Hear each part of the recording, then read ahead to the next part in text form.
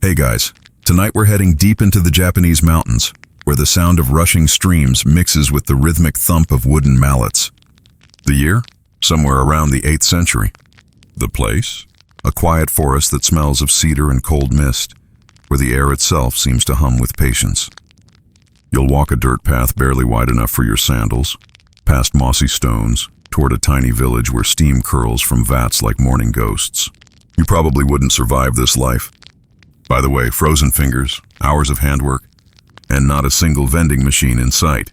So before you get comfortable, take a moment to like the video and subscribe, but only if you genuinely enjoy what I do here. And if you're listening from somewhere warm or cold, drop your location and local time in the comments. I love seeing how far this sleepy history wanders. Now, dim the lights, maybe turn on a fan for that soft background hum, and let's ease into tonight's journey together. You trudge through the forest where dawn has barely cracked open the horizon. The trunks of ancient cedar trees rise like cathedral pillars, and the damp ground gives under your weight with a muted sigh. Ahead, you hear the steady rasp of a blade, someone felling a tree, slow and deliberate. Each strike echoes across the valley like the tick of an enormous wooden clock. You stop at a clearing. 3 men are working there, their straw sandals soaked through with dew. They pause to wipe their brows with cloths that once were white, then return to sawing. The scent of fresh sap mingles with smoke from a distant fire where bark is already being stripped and sorted. You can almost feel the rough texture beneath your fingertips, the same fibers that, in time, will cradle ink and ideas. Historians still argue whether early papermaking in Japan began as imitation or reinvention. The Chinese had mastered the craft centuries earlier, refining pulp from mulberry bark and rags. But Japan, isolated by seas, mountains, and the peculiar stubbornness of its artisans, turned the process into something uniquely its own. For now, though the people before you aren't thinking about history, they're just surviving winter. The cold season brings fewer crops, so families make paper instead. It's a humble side craft that fills idle hands and keeps smoke rising from the hearth. One of the men, older than the others, shows you the bark, thin, flexible strips from the kōzo tree, a wild mulberry with branches that bend but rarely break. He chuckles softly, saying something like, "You can snap your patience before you can snap kōzo." A mainstream fact historians like to cite. Kōzo's long fibers are what give traditional Washi its legendary durability, stronger wet than most modern paper is dry. You follow him to the riverbank where his wife and daughter are, washing bark in water so clear it looks invisible. They hum a work tune, dipping and ringing, until their hands are raw and pink. The bark floats like ghostly ribbons, spinning in the current. The daughter laughs when a frog hops onto her basket, uninvited but entirely at home. Nearby, smoke rises from an iron pot, bark boiling in a mixture of ash water. It smells faintly of burnt sugar and old wood. The older woman adds a scoop of lime, murmuring a small prayer as she stirs. You watch the mixture bubble, the bark softening like silk in hot tea. The steam fogs your face. Your eyelashes bead with tiny droplets. You notice how time itself feels slower here. Every action unfolds with an unhurried rhythm, guided not by clocks, but by weather, texture, and instinct. Paper isn't made. It's grown, coaxed from nature through repetition and restraint. You reach out and touch one of the peeled branches, its inner fibers pale as moonlight. A fringe detail you'll rarely read in textbooks. Some papermakers believed that the tree's spirits watched over the vats. On quiet nights, they said, the sound of pulp mixing wasn't just water and wood, it was the trees whispering their approval. If the pulp turned cloudy, maybe the spirits were displeased. So the villagers kept the vats clean, not only for quality control, but also for peace of mind. Later, you rest under a wooden awning as rain begins, a fine drizzle that smells like wet bark and clay. The village children chase each other through puddles, holding thin paper scraps over their heads like umbrellas that melt. One of them brings you a small sheet, freshly made that morning. It's barely the size of your palm, translucent, edges uneven.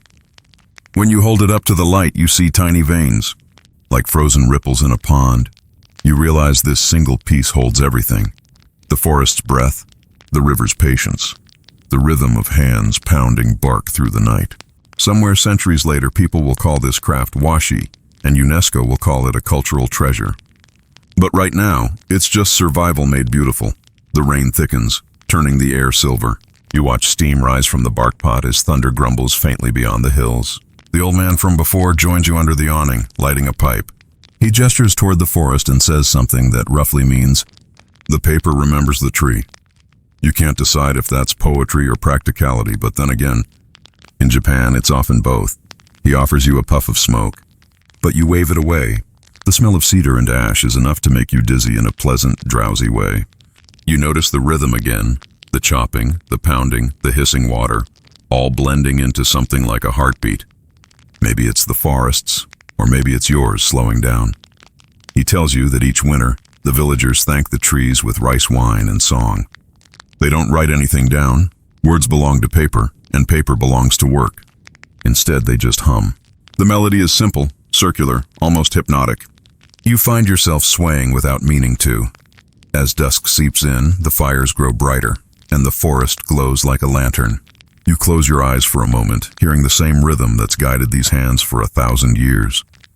Tomorrow, you'll follow the fibers to the river. But for now, you let the sound carry you. One heartbeat, one raindrop, one gentle thump of a wooden mallet at a time.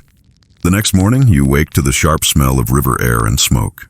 The forest still drips from the night's rain, each droplet catching the dim sunlight that filters through the cedar canopy. You stretch your arms, half asleep, and feel the chill sting of winter on your fingers. A rooster crows somewhere upriver, though you're not sure why.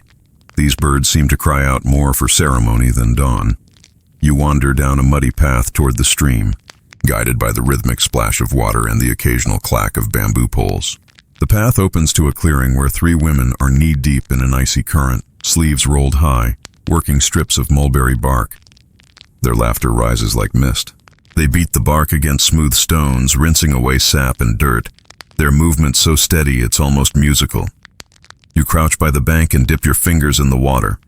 It's cold enough to bite. You instantly pull back, shivering, earning a quiet grin from one of the women. "You get used to it," she says softly, though her hands are red and trembling. You doubt she ever really does. Historians still argue whether papermaking first flourished in mountain villages because of cold water, or simply because there wasn't much else to do in winter. One mainstream fact remains: cold water slows bacteria growth and helps keep the pulp pure. The best paper, they say, needs clean streams, clean hearts, and a good bit of suffering. You notice the women aren't working quickly. They move as if each step is a form of meditation. One woman lifts a strip of bark to the light. The fibers shimmer faintly, nearly translucent, like the belly of a fish. She drops it back into the water, and it floats downstream a moment before she catches it again with her bamboo fork. Nearby, an old man tends to a bundle of firewood, feeding a clay stove where pots simmer. He stirs a cloudy mixture that smells faintly of ash and lime. He's cooking the bark to loosen the fibers, making them surrender to soft pulp. He calls this step chiri-tori, the gathering of impurities. If you squint, you can see the minute specks of bark rising to the surface, floating like stars across a night sky. A quirky detail. The papermakers sometimes whisper charms while stirring. Not out of superstition, they insist, but habit, like a chef humming while seasoning soup. The whispers sound like water over gravel, the rhythm of patience passed through generations. You're handed a wooden ladle and told to stir. The handle's worn smooth from decades of hands. The liquid feels heavier than water, almost alive. Steam rises in gentle curls, fogging your vision. It's easy to lose sense of time in this rhythm. Stir, lift, stir again. Watch the water clear. Repeat. When the bark softens, the women lift it from the pot and lay it onto bamboo mats. They use knives to scrape away blackened parts, separating good fibers from waste. The sound, soft scraping mixed with the river's whisper, feels like a lullaby meant for the mountains themselves. Paper is like people, one of them says, half laughing. You can't rush the washing, or it breaks later. You can't tell if she's quoting wisdom or teasing you, but either way, she's right. The sun creeps higher, glinting off the water. You notice how the women's movements match the stream's pace, neither faster nor slower. It's as if nature itself sets the tempo. They work, then pause, then laugh. Work again. You find yourself breathing in sync with them. One woman shows you her hands, skin cracked, fingernails rimmed with pulp. She says her grandmother taught her to test bark readiness by touch alone. When it feels like silk soaked in snow, she says, it's ready to be beaten. You file that away as the most poetic piece of quality control you've ever heard. As noon approaches, they haul baskets of bark to the shore. Children appear from nowhere, their faces streaked with soot, helping carry bundles up the hill. A boy slips on the muddy slope and bursts into giggles. Everyone laughs with him. The humor is soft and contagious, like the feeling of shared warmth. In the distance, you spot a shed. Simple wooden walls, smoke rising from its open roof. The rhythmic pounding you heard yesterday echoes again, slower this time, deeper. You know what comes next. The bark will be pounded into pulp and you'll follow it, fiber by fiber, toward transformation. Before you leave, you look once more at the stream. Bits of bark float downstream, some snagging on roots, some continuing on to places unseen. You think of how each piece, discarded or not, once belonged to a tree rooted high in the forest. How many sheets of paper could one tree give? Maybe hundreds, maybe thousands, or maybe just one perfect one that carries a poem through centuries. A fringe historical curiosity. Some early paper makers in remote regions believed that each river had its own voice. If the water hummed too high, the paper would dry brittle. Too low, and it would grow mold. They'd adjust by praying, by adding ash, or by simply waiting until the mountain mood improved. Modern chemists might call that nonsense, but maybe rivers really do have personalities. You've met worse co-workers. The workday drifts toward late afternoon. The women finish washing the last bundle of bark and hang it to dry on bamboo poles. The thin strips flutter in the wind like pale ribbons. The sunlight turns everything golden. You can almost see the fibers glimmer, half wood, half cloud. One woman wipes her brow and says softly, "Tomorrow, we beat the heart out of them." You smile, realizing she means it kindly. Tonight, they'll rest. Tomorrow, the rhythm will change from washing to pounding, a heartbeat loud enough to wake the whole valley. You turn back up the path, your feet squelching in mud, and for a moment, you imagine that with every step, you're walking not through a forest, but through the early pages of civilization. Written not in ink, but in patience and cold, clean water. The stream hums behind you. The air smells of bark and ash, faintly sweet. And though your fingers are numb, you feel warm inside. You can't help thinking, when people talk about progress, they forget that once upon a time, progress was simply making something thin, strong, and beautiful enough to carry a thought. The sun dips behind the ridge, painting the water silver. The last bark strips twist in the current, slowly, softly, until the river swallows them whole. The sound reaches you long before the sight of it. A steady, hollow rhythm, wood on wood, a pulse that seems to belong as much to the forest as to human hands. You follow it uphill, through terraces of frostbitten ferns, until you arrive at a long wooden hut with steam curling from its roof seams. Inside, the air is thick with heat and the smell of sap. You step through the doorway and watch as three men, sleeves rolled to the shoulder, swing wooden mallets down upon softened bark. Each strike lands with a wet slap, scattering droplets across the packed earth floor. The bark spreads wider, thinner, glistening like pale dough. Every few moments, one man stops to fold the mash over itself, rotate it, and begin again. It's hypnotic. You realize they've been doing this for hours, maybe days, guided by nothing more than sound and muscle memory. A younger apprentice gestures for you to try. You grip the mallet, it's heavier than you expect, and bring it down. The impact echoes through your arms. Water sprays your face. Everyone laughs softly, not unkindly. You manage a few uneven strikes before surrendering. You'll get rhythm next winter, the older man jokes. Historians still argue whether these pounding rooms evolved from rice milling sheds or whether paper making brought its own architecture with it. Whatever the truth, the effect is communal, a percussion ensemble of purpose. The fibers must be pounded long enough to separate, yet not so long they dissolve into mush. There's no clock, only the craftsman's ear. Outside, the snow begins again. Light, slow flakes drifting past the open doorway. Steam from the vats curls upward, meeting snow halfway, as if sky and earth are exchanging secrets. You sit on a wooden bench, rubbing your palms for warmth, and watch the pulp gradually transform into something resembling cream. The head craftsman scoops a handful of the mixture and lets it fall through his fingers.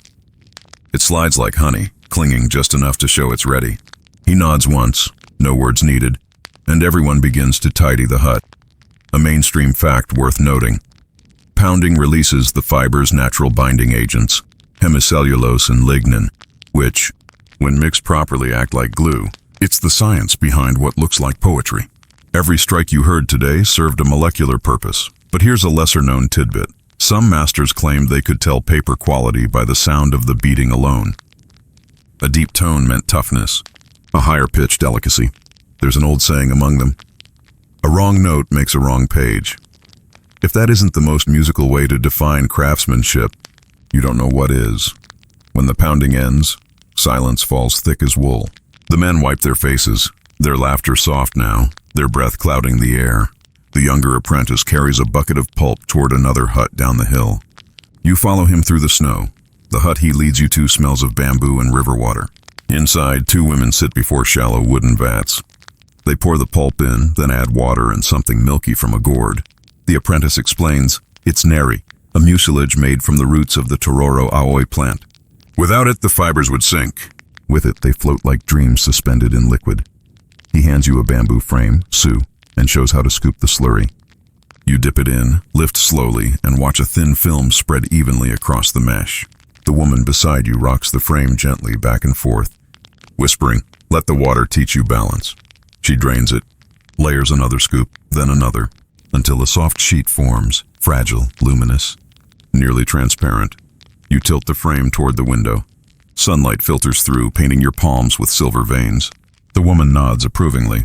Too thick for poetry, she teases, but good for accounting. Outside, a dog barks lazily. The snow brightens, almost glowing. You can hear the river somewhere below, still muttering its constant story. You realize every element, the bark, the water, the air, even the season, is conspiring to make paper happen. Remove one, and the spell breaks. The woman sets her new sheet atop a stack, slips a thin board between layers and presses them down with stones. Tomorrow, she says, we dry them. Her voice carries that blend of exhaustion and quiet pride that comes only from doing something beautifully repetitive. You step outside again. The pounding hut has gone still, smoke rising from its chimney in faint spirals. Across the field, children chase each other with handfuls of pulp foam, laughing until they slip in the snow. One boy throws a clump at the dog. It misses and hits a tree, leaving a white patch that could almost be an unfinished page. You can't help but smile. In another age, that same tree's fibers might end up holding a love poem, a tax record, or a Buddhist sutra. Paper doesn't choose its destiny, people do. But the makers, the ones bent over vats and fires, give it its soul. A debate still lingers among scholars. Was early Japanese papermaking primarily religious or practical? The evidence blurs. The same hands making sacred sutras also made shopping lists. Maybe, you think, the act itself was the religion. Devotion through repetition, humility through creation. The wind shifts, carrying the sharp scent of cedar and steam. Evening light slides through the clouds, turning everything pale gold. The pounding has stopped, but your mind still feels its rhythm, steady as a heartbeat. You imagine this sound carrying through centuries, echoing in temples, in schools, in artists' studios. Each strike of the mallet, each dip of the frame, one fiber at a time, building the quiet history of civilization. You turn toward the river, where faint ripples reflect the dying light. For a moment, the surface looks like paper itself, blank, waiting. And in that stillness, you can almost hear it whisper, write something worth remembering. You don't, though. You just breathe. The story will come later. Tonight is about the silence between strikes, the calm that lingers after creation, and the forest exhaling around you. The pounding fades into memory as you follow a narrow trail that winds toward the coast. A mist drifts off the sea, softening everything it touches. The pines, the rocks, even your breath. You pass a procession of monks in straw hats, their robes the color of river silt. They walk in silence, each carrying a satchel wrapped in oilcloth. You already know what's inside paper. Sacred, imported, and precious enough to trade like gold. One of the monks pauses to greet a farmer. He bows, offers a sheet, and the farmer accepts it as if it were medicine. The sheet glows faintly, thinner than rice skin. You reach out, curious, but the monk shakes his head gently. Not yet, he says in Japanese so ancient it feels sung. You'll learn its weight later. That phrase stays with you as you walk. Historians still argue about who first brought the secret of papermaking from China to Japan. Some say it was Buddhist monks around the early 7th century, fleeing turmoil on the mainland and carrying scrolls in waterproof cases. Others claim it was immigrants, craftsmen from the Korean peninsula hired to serve the Yamato court. The truth may be both or neither, but what's certain is this. Once paper crossed the sea, Japan never let it go. A mainstream fact, the earliest recorded papermaker in Japan was a man named Dancho, a Korean monk mentioned in an 8th century chronicle. He taught the method to local artisans, who in turn taught their children. Within decades, Japan had its own paper, lighter, softer, somehow more alive than its Chinese ancestor. You arrive at a harbor town where fishing nets dry beside stacks of lumber. In the market, merchants argue in low voices about grain prices while monks quietly purchase bundles of bark. The air smells of sea salt and warm miso. Paper here has become currency of a different kind, used for wrapping dried fish, for sealing letters, for prayers pinned to temple gates. A young boy darts past you, clutching a folded slip of paper. He runs to a shrine and tucks it beneath a wooden statue. You peek over his shoulder. The paper bears a clumsy drawing of a boat, with waves that look suspiciously like noodles. A prayer for his father, you guess. A fisherman gone too long. The paper flutters once, then stays still.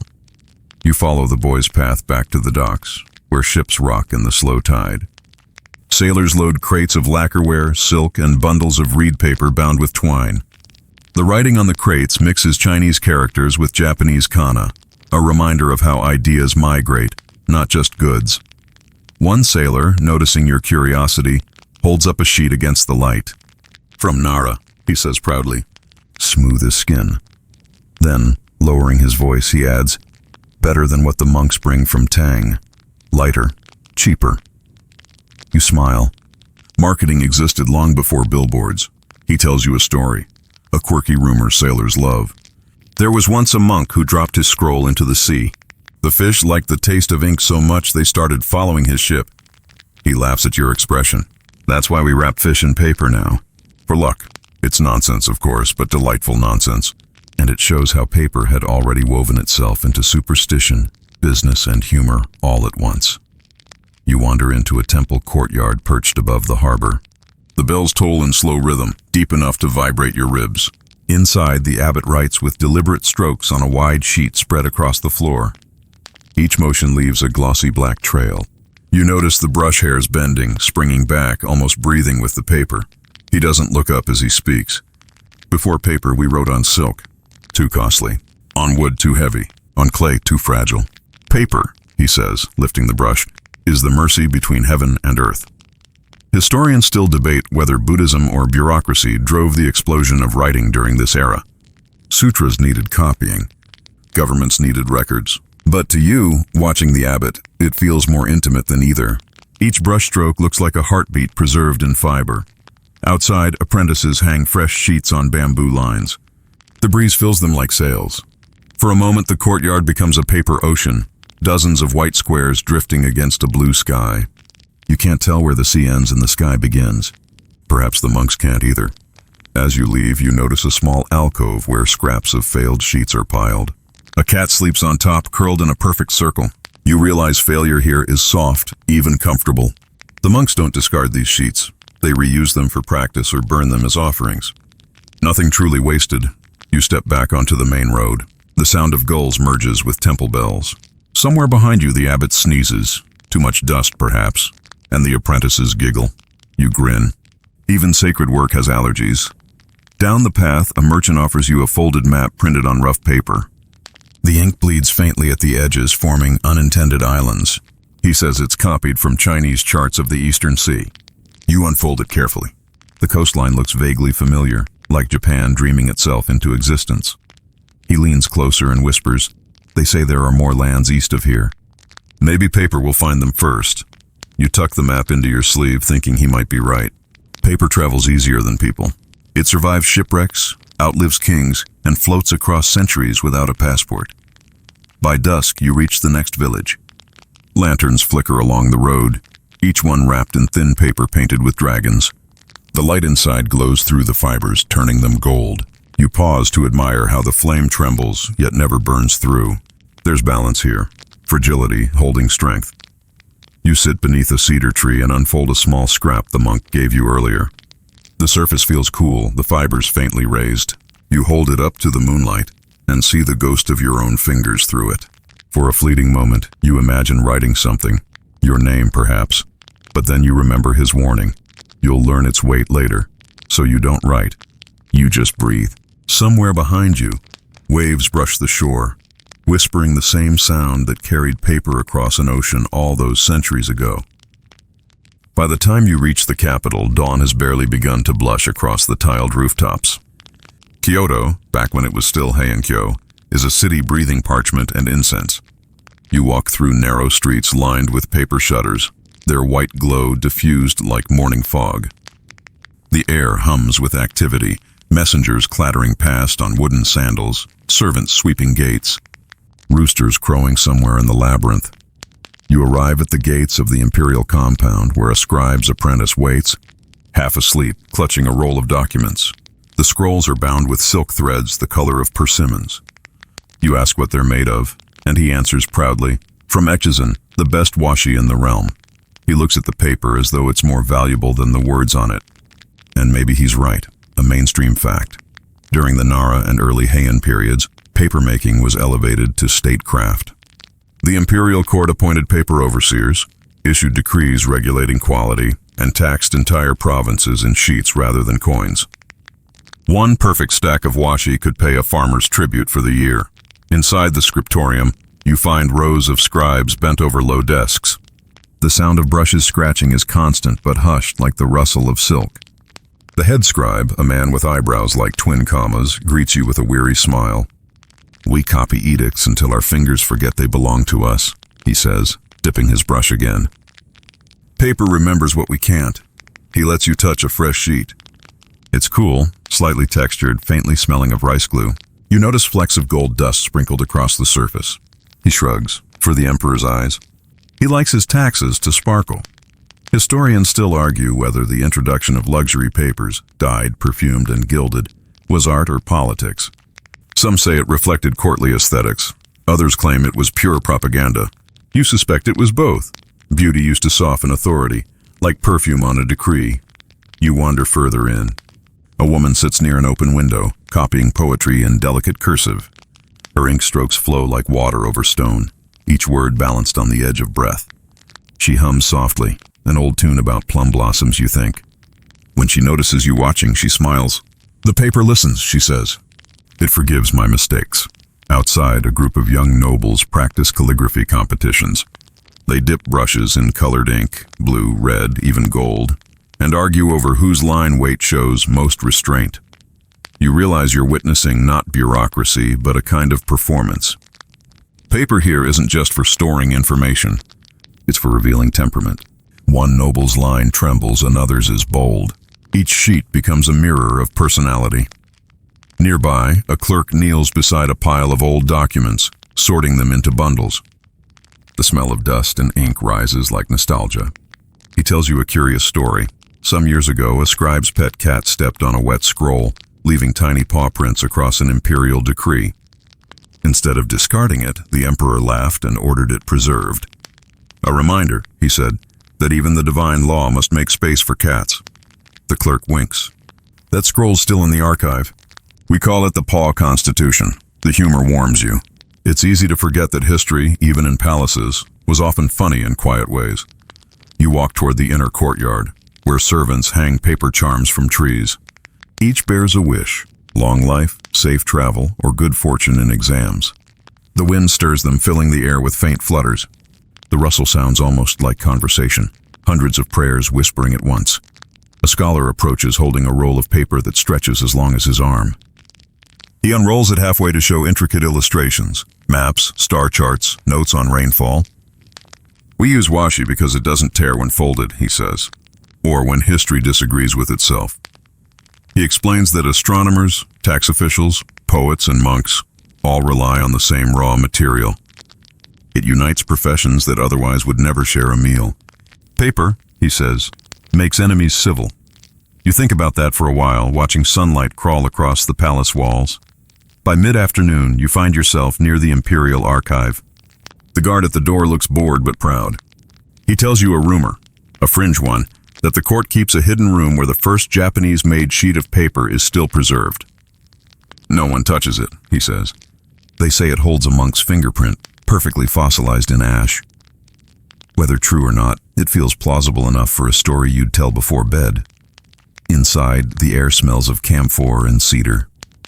Shelves rise higher than you can see, stacked with scrolls, petitions, and poems bound with cords. Some are so old the ink has faded to the color of tea. The archivist tells you they're still legible thanks to Washi's long life. 1,000 years is nothing to good fiber, he says, patting a stack affectionately. You spend hours wandering aisles that hum with silence. Every sheet feels alive, breathing faintly with the memory of hands that made it. You wonder if those villagers from the mountains ever imagined this. Their bark pulp turned into imperial law, into art, into permanence. Evening falls slowly, painting the courtyard in bronze light. The palace bells toll, deep and resonant. Scribes roll up their scrolls. Servants gather the discarded trimmings to burn for warmth. You watch the smoke twist upward and think it smells faintly of history. Half ink, half patience. As you leave, a scribe calls after you. Tell the villagers their work reached the gods. He laughs, but his eyes are soft. You nod, even though the villagers will never hear it. Still, the thought feels true. Outside the gates, Kyoto hums with nightfall. Lanterns bloom like stars, and you walk down the avenue lined with vendors selling paper fans and prayer slips. The world feels thinner here, more delicate, as if the entire city has been written on a single, enormous sheet, and the ink hasn't quite dried. You pause by a quiet pond where lotus leaves float wide and calm. A sheet of discarded paper drifts among them, slowly soaking, folding, becoming one with the water. You realize, somewhere between accident and art, that this is the fate of all things written, to return, one fiber at a time, to where it began. The scent of steam and sap still clings to you as you travel northward, away from the polished courtyards of Kyoto, back toward the quieter valleys. The road grows narrower, the chatter of merchants replaced by wind moving through pine. Ahead, a thin column of smoke drifts above a cluster of thatched roofs. Another paper-making village, smaller and rougher than the ones before. Here, there are no monks or scholars waiting to buy, only craftspeople stooped with age, their fingers stained with bark. You approach the largest hut, drawn by the hiss of boiling water and the thud of wood against stone. Inside, the air is humid and fragrant with mulberry. A woman greets you with a nod and hands you a ladle. "If you stand there, you help," she says, half smiling. Her voice has the dry humor of someone who's worked too long to bother with ceremony. She shows you a vat filled with pale strips of kōzo bark, simmering gently in lye made from wood ash. The water is cloudy, thick with fiber. "We boil it until the forest forgets it was a tree," she explains. You watch the bark soften, curl, and surrender to the heat. The transformation feels both violent and tender, alchemy by patience. A mainstream fact. Kōzo, Mitsumata, and Gampi are the holy trinity of Japanese paper-making fibers. Kōzo for strength, Mitsumata for smoothness, Gampi for gloss. Each has its devotees, and each requires its own temperament. Kōzo grows in mountain cold, stubborn and coarse. Mitsumata prefers gentler climates. Gampi, the most elusive, refuses cultivation entirely. It grows where it wishes, or not at all. The woman stirs the vat with a bamboo paddle, murmuring something under her breath. You ask what she's saying. She laughs, telling the bark to behave. She taps the side of the pot. Sometimes it listens. She lifts a piece of bark and squeezes it between her fingers. The fibers slip apart like threads of silk. "Ready," she says, and together you drain the vat. The bark steams in the winter air, releasing a smell somewhere between honey and smoke. You help transfer the softened fibers to a hollowed wooden trough. There, another woman begins pounding them with a mallet the size of a child's arm. Each strike sends droplets flying. The rhythm settles into your body, steady, human, endless. Historians still argue whether women dominated papermaking because of tradition or necessity. Records are vague, and men wrote most of them. But walk through any working village and you'll see the truth. The hands at the vats are mostly female. It's said that women's sense for texture made better paper. Patience, after all, has always been an undervalued skill. As the pulp thickens, a man enters carrying a bundle of reeds. "For the screens," he says, laying them down.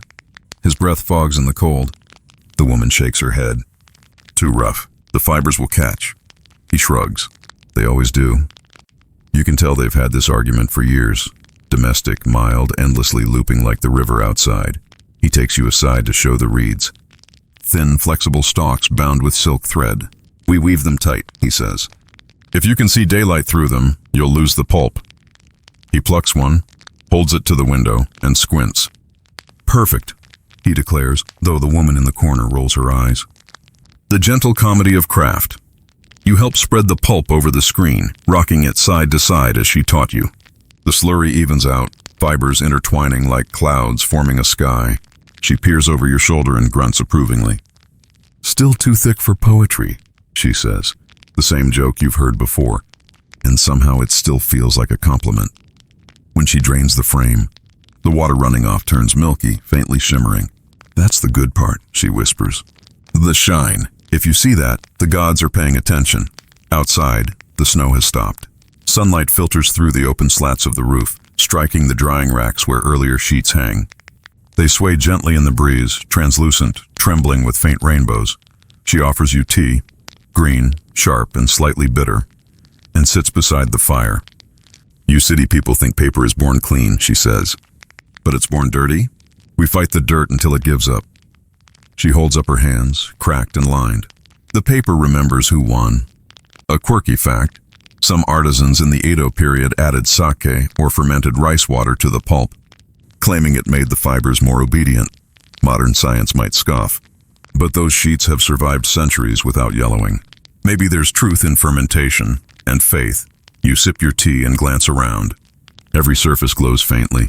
The bamboo walls, the wet paper, the steam curling through sunlight. The scene feels timeless, as though you've slipped into the heartbeat of the craft itself. The woman leans back, eyes half closed. "We work in winter so the bugs sleep," she says softly. "In summer they'd eat the pulp before we could dry it." She chuckles. "Even the insects have opinions." You laugh quietly, but her point stays with you. Even nature collaborates here, whether kindly or not. The sun begins to set, painting the snow in shades of rose and gold. You step outside, watching the river shimmer under thin ice. Downstream, a child is releasing scraps of paper into the current, each one carrying a charcoal mark, a game, or maybe a wish. The scraps spin in eddies, vanish beneath the surface, and you imagine them joining the fibers of tomorrow's sheets. Ghosts folded into future stories. Historians sometimes describe papermaking as a secondary art, but standing here, you feel the opposite. It's primary, elemental. Everything that comes after, the poems, the treaties, the love letters, is just what paper allowed the world to say. Night folds over the village. The huts glow softly, windows breathing light through thin Washi screens. The sound of pounding fades into a slow heartbeat somewhere in the valley. You pull your coat tighter and look toward the forest, where tomorrow's bark still clings to the branches, waiting for the patient hands that will turn it into history. And as the cold deepens, you can't shake the thought. The paper doesn't begin in the vat. It begins in the forest's silence, in the pause before the first tree is cut. Every sheet is a conversation between patience and purpose, whispered one fiber at a time. Morning returns like breath fog on glass, slow, tender, almost shy. You wake to the echo of mallets once again, a wooden drum beat rolling through the mist. The village is stirring, and the sound feels familiar now, like an old friend knocking politely on your dreams. The smoke from the chimneys rises straight up, always a good sign. Someone tells you, because calm wind means steady drying later. You follow the path to the work hut, where the men are already pounding yesterday's boiled bark. The rhythm is slower than before, deliberate, patient. You can feel each strike in your ribs. The wooden floor vibrates faintly beneath your feet. Someone hums a tune, low, steady, half lullaby, half work chant. You realize the melody matches the rhythm of the pounding. A natural metronome forged by centuries of repetition. A younger apprentice wipes his brow and tells you, "This sound keeps the fibers honest." You smile at the phrase. It makes sense in a way. The noise reminds everyone and everything to stay in tempo. You step outside for a moment and breathe in the cold. The air tastes clean enough to bottle. In the distance, women rinse yesterday's sheets in the stream. They dip them in, lift, dip again, each motion a ritual of renewal. Water and fiber, always in conversation. You crouch by one of the vats. The water is clear, but tiny fibers float across its surface, catching the sunlight like silver threads. You drag your fingers through and feel their softness. Almost nothing, yet everything. One of the women notices and says with a grin, "Careful." The paper likes curious hands. It will make you stay forever. Inside, the pounding stops. Silence, heavy and warm, fills the hut. The head craftsman inspects the pulp. He pinches it between his fingers, rolling it gently, nodding. "Just right," he murmurs. "Smooth as snow after a fox walks over it." A poetic measurement, though you doubt anyone's written it in a manual. He hands you a bowl of the mixture. Up close, it's not just white. It's the color of clouds before sunrise, faintly blue, faintly gold. When you stir it, the fibers swirl and tangle like constellations forming new galaxies. It's oddly mesmerizing, a mainstream fact. The quality of washi depends on how evenly those fibers disperse. That's why mountain water is essential. It's soft, low in minerals, allowing fibers to float freely instead of clumping. Hard water, the kind that turns kettles crusty, would make paper brittle. So these villagers chose their home by the stream's chemistry, long before anyone used words like pH. A quirky tidbit, old paper makers sometimes tested water purity by tossing a living goldfish into the vat. If it swam calmly, the batch was good. If it leapt out, too many minerals. You glance at the clear stream nearby and think, somewhere, one brave fish deserves credit for an entire dynasty's stationery. The craftsmen pour the pulp into vats mixed with neri, that slippery mucilage from the Tororo Aoi plant. The smell is earthy, faintly sweet. You watch the senior woman scoop it with her bamboo screen and lift it in a practiced motion. Water drains in a steady rhythm, the fibers aligning into perfect unity. She rocks the frame gently, left to right, up and down. A movement called nagashi suki, flowing scoop. It's part science, part dance. You try it again yourself. This time your hands move with more confidence. The pulp spreads evenly, shimmering with tiny bubbles. When you lift the screen toward the light, the sheet glows like thin porcelain. The woman nods approvingly. "Now," she says, "you're half paper already." Historians still argue where nagashisuki originated. Some credit Chinese innovations, others insist it's a Japanese refinement. The debate continues, but you realize that arguments over origin rarely matter to those whose fingers do the work. For them, invention is just another word for survival. The freshly made sheets are stacked between boards, each layer separated by cloth. They're pressed overnight under heavy stones, the weight squeezing out excess water. You help carry one stack, awkwardly heavy for something so delicate. The boards creak. The water trickles out, splashing your boots. The craftsman chuckles. Even the strongest things begin as water. When you step outside again, the mist has lifted. The snow gleams under a sharp blue sky. Children chase one another with scraps of paper, letting them flutter in the wind like miniature kites. A stray dog joins in, barking as if cheering the game. You walk toward the drying racks. Sheets of washi hang in rows, pinned with small wooden clips. The sunlight passes through them, filling the yard with a quiet glow. From afar, it looks like someone hung 100 ghostly windows between the trees. The wind sighs gently and the sheets ripple, not flapping like cloth, but breathing, as if alive. You reach out and touch one. It's cool, crisp, yet impossibly soft. 1,000 years from now, you think, someone could still write on this, and the ink would glide as smoothly as it does today. The village head joins you, his beard crusted with frost. He says, "People think we make paper, but really we borrow water's memory." You tilt your head. He explains, "The fibers float, they find each other, they hold. Then we remove the water, but the memory stays. That's why washi lasts longer than us." You don't reply. You just listen to the wind move through the racks, whispering like faint applause. Later, as the day fades, villagers gather around the fire pit for their simple meal. Rice, miso, and pickled vegetables. Someone passes you a cup of warm sake. It burns your throat but settles gently in your stomach. The conversation flows like the river. Quiet laughter, small complaints about weather. Gossip about who sells to Kyoto now. One woman teases, "Maybe next year. The emperor will write his love letters on our paper." Her husband shakes his head. "He'll tax us with it instead." They all laugh and the sound feels good in your chest, like the human version of drying sunshine.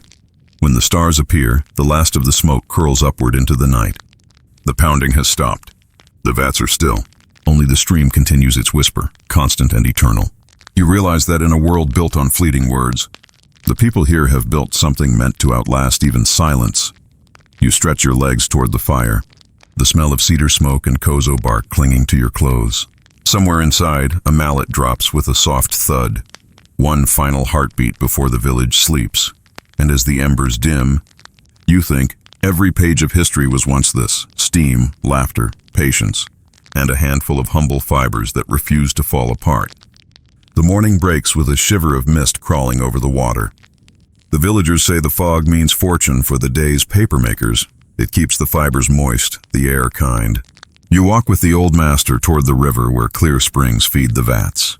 Each step crunches on frost-hardened soil and the world smells of cedar, smoke, and something faintly sweet, sap maybe, or the memory of yesterday's fire. The master leads you to a narrow stream framed by mossy stones. He kneels and scoops a handful of water, letting it drip through his fingers. This, he says, is the secret. The current moves lazily, but underneath the water glints with hidden energy. You crouch beside him and see how fine particles of sand sparkle like ground glass. Too much iron, he mutters, and the paper clouds. Too much mud, and it curls when dry. He points to a bamboo pipe diverting water toward the village vats. We built everything here because of this. A mainstream fact. The finest washi comes from places with exceptionally pure water. Ekizan, Mino, Tosa. The streams there run through granite and limestone, naturally filtered of minerals. It's why masters claim the paper breathes better in those valleys. Every sheet carries the fingerprint of its river. You trail behind him as he checks the water channels, his eyes sharp despite his age. He adjusts the bamboo sluice by a finger's width. Let it talk, he murmurs. You can hear if it's happy. You tilt your ear toward the current. It gurgles softly, not angry but busy, whispering over stones like an old storyteller. The master chuckles. The water tells you what kind of day you'll have.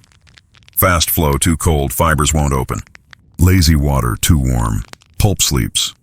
You ask if he truly believes that. He shrugs. Believe? No, but listen anyway. Historians still argue whether such superstition was poetic metaphor or early observation of temperature and pH balance. Maybe both. The science came later. The listening came first. He leads you downstream to where two apprentices scrub wooden screens in the shallows. The mesh glimmers with frost, and their hands are red from cold. They have to be spotless, he explains. Any dust or oil will mark the paper forever. One apprentice sneezes violently and apologizes to the river. The master laughs. Even the water forgives a sneeze if you rinse after. A quirky tidbit comes to mind. Edo period papermakers sometimes named their favorite vats and screens, treating them like family. Some were even given posthumous Buddhist names when retired. One screen supposedly was buried with its maker, a strange but tender funeral for an object that had given shape to light. The master points to a shallow pool where pale fibers float like feathers. That's the test.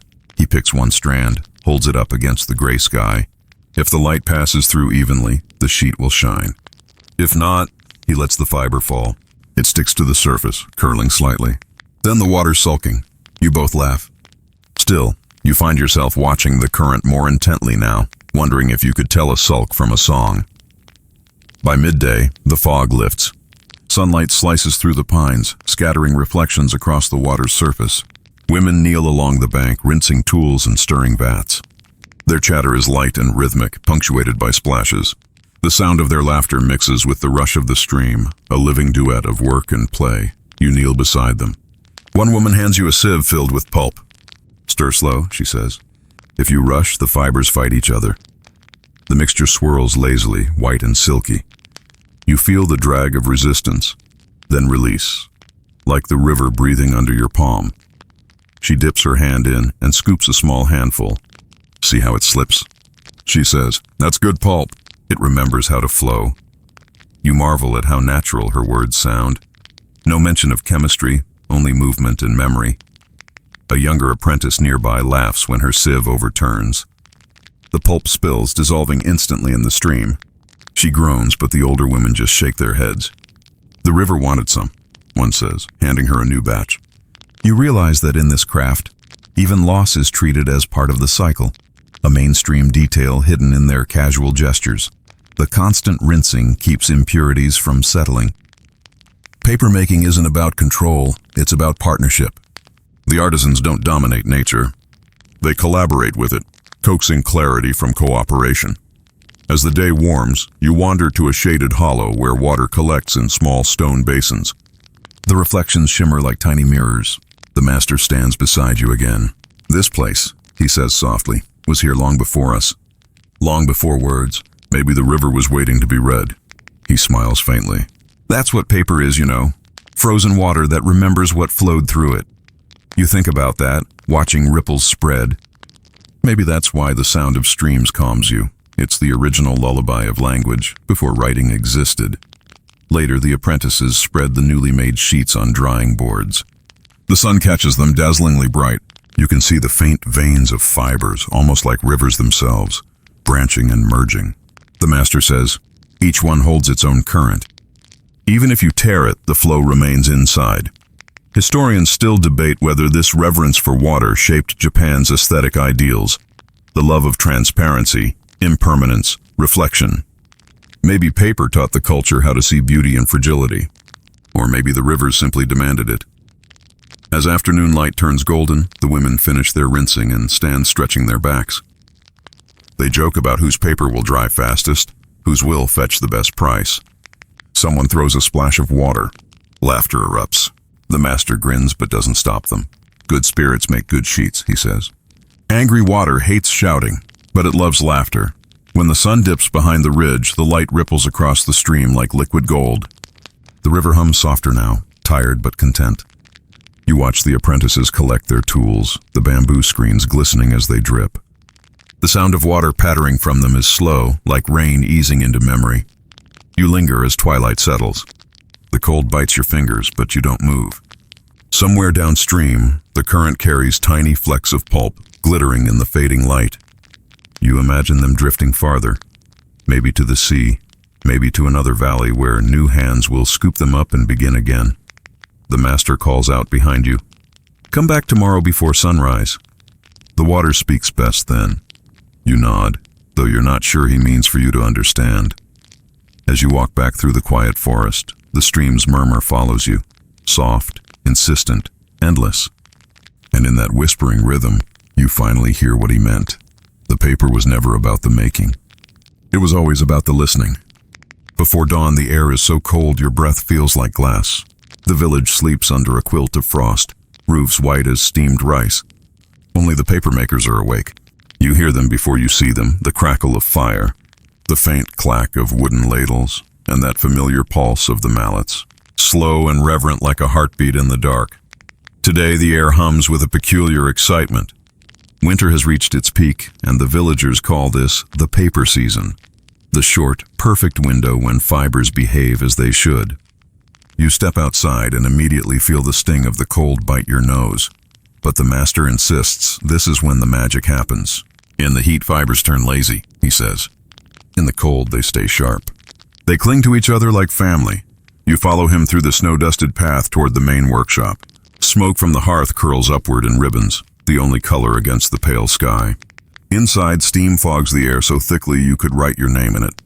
The bark, boiled and softened, waits in wooden tubs. You dip your fingers in. It's warm and smooth, almost silky. The contrast between the freezing air outside and this humid heat makes the hut feel like a living thing, breathing in its own rhythm. The old master hands you a wooden scoop and points to a vat. Today, he says, you'll make your own sheet. You protest, but he just laughs. Don't worry. The river will help you.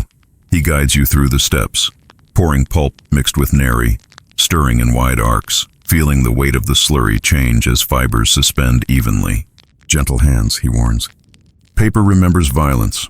You dip the bamboo screen into the vat. It glides through the liquid like a blade through cream. When you lift, water streams off in shimmering curtains. The master rocks the frame, forward, back, side to side, and you mimic him. The slurry begins to settle into an even film. The sound of draining water is soft, delicate, like rain sliding off silk. You can't help but smile, a mainstream fact. In cold weather, the mucilage of Tororo Aoi thickens naturally, slowing the drainage and allowing even dispersion. It's a chemical miracle disguised as luck. That's why paper makers often worked in winter. It wasn't stubbornness, it was science, centuries before anyone used that word. He taps your hand gently. Too fast, he says. You're chasing the water. Let it chase you instead, so you slow down. The pulp moves differently now, less like a liquid, more like something alive. When the sheet begins to take form, he sets the frame aside and lets the excess drip. The fibers knit themselves into a gossamer film that shimmers under the light. You stare at it in silence, amazed by how little it resembles bark or pulp anymore. It's breathing, he says softly. All good paper does, even after drying. The women carry your frame to the pressing boards, sliding it carefully into the stack. One of them chuckles. Your first sheet. You'll dream of it tonight. You think she's joking, but part of you hopes she's right. Outside, snowflakes drift down again, thick and soft. The drying yard looks like a field of white ghosts, hundreds of thin sheets pinned to bamboo poles, trembling in the wind. You can hear the faint crackle as they stiffen. The master gestures toward them. You see how they shimmer? That's frost drying them for us. The cold draws the water out slowly, makes them stronger. He pauses, glancing up at the clouded sky. But too much sun will ruin it. The best days are the ones that never quite wake up. Historians still argue whether winter paper making was born from necessity or obsession. The mountain cold preserved fibers, yes, but it also preserved solitude. These months became sacred, a rhythm tied to the earth's breath. To outsiders, it looked like endurance. To those who lived it, it felt like devotion, a quirky story the old man tells while adjusting the drying racks. Once, a foolish merchant from the city tried to make paper in summer. He brought fans, ice blocks, and 5 servants. Thought he could beat nature with money. The pulp rotted before it reached the frame. The only thing he sold was the story of his failure. The apprentices laugh every time he tells it, even though they've heard it 100 times. You laugh too. It's a lesson every industry forgets at least once. By midday, the snow brightens to a glare. The villagers move slowly now, cautious of cracks forming as the paper dries. One woman kneels by a rack, brushing stray fibers away with a soft feather. We call this polishing the ghosts, she says. Every sheet has one, a flaw, a shadow, a whisper. We try to make peace with it. You ask if perfect paper exists. She shakes her head. If it did, the gods would stop letting us make more. The wind picks up, rattling the racks. A few sheets tear loose and sail into the air. Children chase them, laughing as they vanish into the snow. The wind chooses its own poems, one man says, shrugging. Maybe it's tired of ours. You spend the rest of the afternoon helping to bring the finished stacks indoors. The paper feels impossibly light but resists every fold. Each sheet laid upon another makes a faint sighing sound, like pages turning themselves.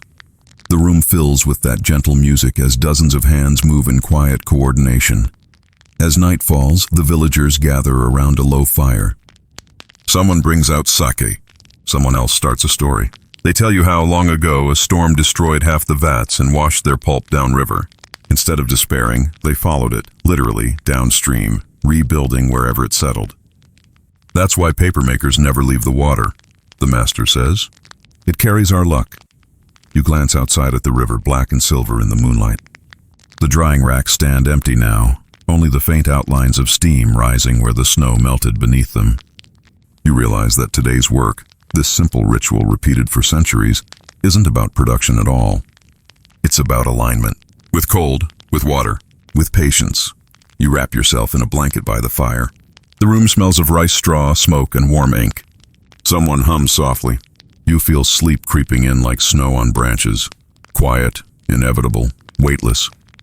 The last thing you hear before drifting off is the master's voice saying, "The world forgets easily." That's why we keep teaching the bark to remember. And just like that, winter exhales, and the paper dreams beside you. When you wake, the smell of incense greets you first, sweet, resinous, and faintly smoky. The workshop has been transformed overnight into a temple space. Long tables are cleared, the boards stacked aside, and freshly dried sheets of washi lie in careful piles, as white as untouched snow. Outside, the bell of a nearby shrine tolls low and slow, rolling across the valley like a call from the gods themselves. Today, you're told the paper will be blessed. It's an old tradition, half religion, half gratitude. We ask the spirits to accept what our hands have made, the old master says, brushing snow from his shoulders. The trees, the river, the cold, they all gave something. We can't just take and not bow.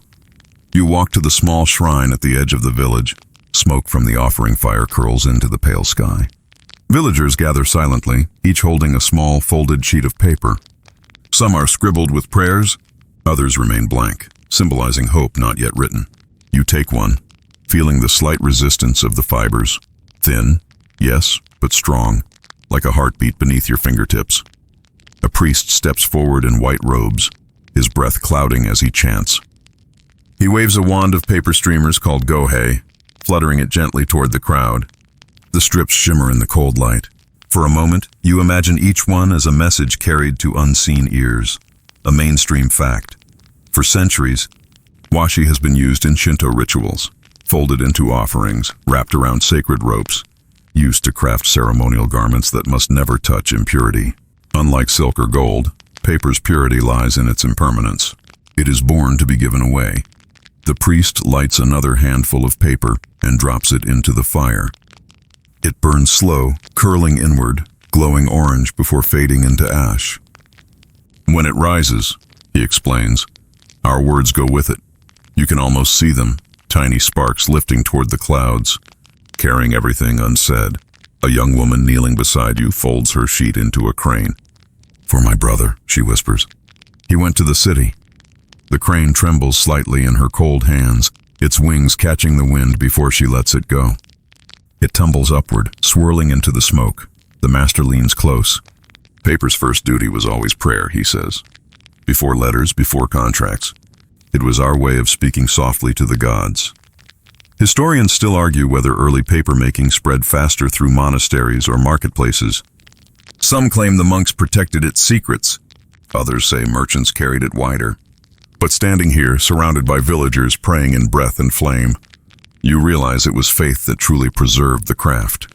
Faith in the material, in the water, in repetition. After the ceremony, the crowd disperses, leaving the snow stamped with footprints and ash. You wander into the temple itself, where monks sit cross-legged beside stacks of sacred texts. The oldest one, its edges yellowed but intact, is 1,000 years old, still supple, still legible. The paper doesn't die, one monk says quietly. It only changes form. He shows you how the temple reuses its scraps. The small fragments from copying sutras are pulped again, pressed into new sheets called kōzo. Every word reborn, he says with a faint smile. Even mistakes get a second life. A quirky detail he shares. Some ancient temples buried their used sutra papers in the soil near the roots of trees, believing the words would nourish the earth. Perhaps that's why our forests grow so wise, he jokes, eyes crinkling. You laugh softly, half believing him. Later you help the monks prepare ofuda, protective talismans made of washi, brushed with black ink. The air fills with the smell of pine resin and lamp oil. They write with such steady precision that even their pauses feel sacred. You notice the brush's shadow quivering just above the paper, like hesitation given shape. When they finish, the talismans are hung near the doorway, fluttering slightly in the draft. One monk says, they guard not against demons, but forgetfulness. You understand. Paper itself guards memory, the fragile defense of humanity against time's appetite. As evening settles, the temple bell tolls again. You step outside and the snow has begun to fall thicker, slower, the way it does when the world seems to hold its breath. The villagers light lanterns along the path, their glow muffled by the white air. You walk among them, your boots sinking softly into the drifts. Children dart past, carrying folded paper stars on sticks. They laugh as they wave them through the falling snow, tiny suns in a twilight sky. You can't help smiling. It's impossible not to when you see joy made tangible from something so simple. A young boy stops, holds out one of the stars and says, "For you, so you don't get lost." You accept it carefully, the bamboo handle rough in your palm. The paper glows warm in the lantern light, even as snow gathers on its edges. You look back at the temple. Its outline blurs behind the snowfall, soft as memory. You think about all the prayers folded, burned, and scattered today. Thousands of thoughts rising together like snowflakes in reverse. Somewhere up there, the gods must be drowning in paper. You tuck the paper star into your coat. The fibers crinkle faintly against your chest, and somehow the sound comforts you. The road ahead gleams faintly under the moon, a pale ribbon winding back toward the river. Before you leave, you glance at the offering fire one last time. The flames have dwindled to embers, and in their glow, you can see faint shapes curling upward. Perhaps smoke, perhaps memory. Perhaps the whisper of another story waiting to be written. You walk into the night. Your footsteps light, your heart quieter than the falling snow. And though the ceremony has ended, you carry the thought with you. Even the smallest scrap of paper might be holding someone's prayer. The road from the temple curves through cedar groves where snow muffles every sound except your own footsteps. The world feels folded in silence, as if wrapped in its own sheet of washi.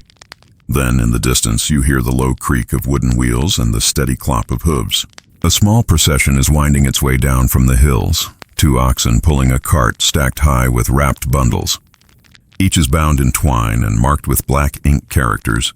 You step aside as the cart passes. The driver, face half hidden by a straw hat, gives you a nod. "Paper tax delivery," he says. "All the way to Kyoto." You blink, surprised. "They pay in paper?" He grins. "What else?" "The emperor prefers bark over copper." A mainstream fact. During the Nara and early Heian periods, paper became an official tribute commodity.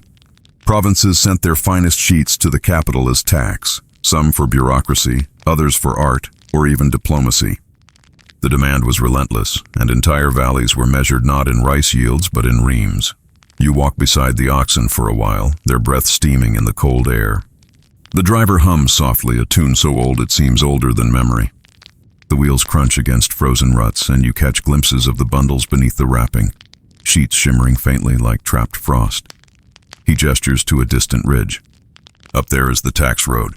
Every winter we haul the paper down. One mistake, one torn sheet, and the collectors dock your pay." He laughs bitterly. You'd think the gods themselves were reading the accounts. At the next village, you stop at a rest station, little more than a tea hut with a roaring hearth.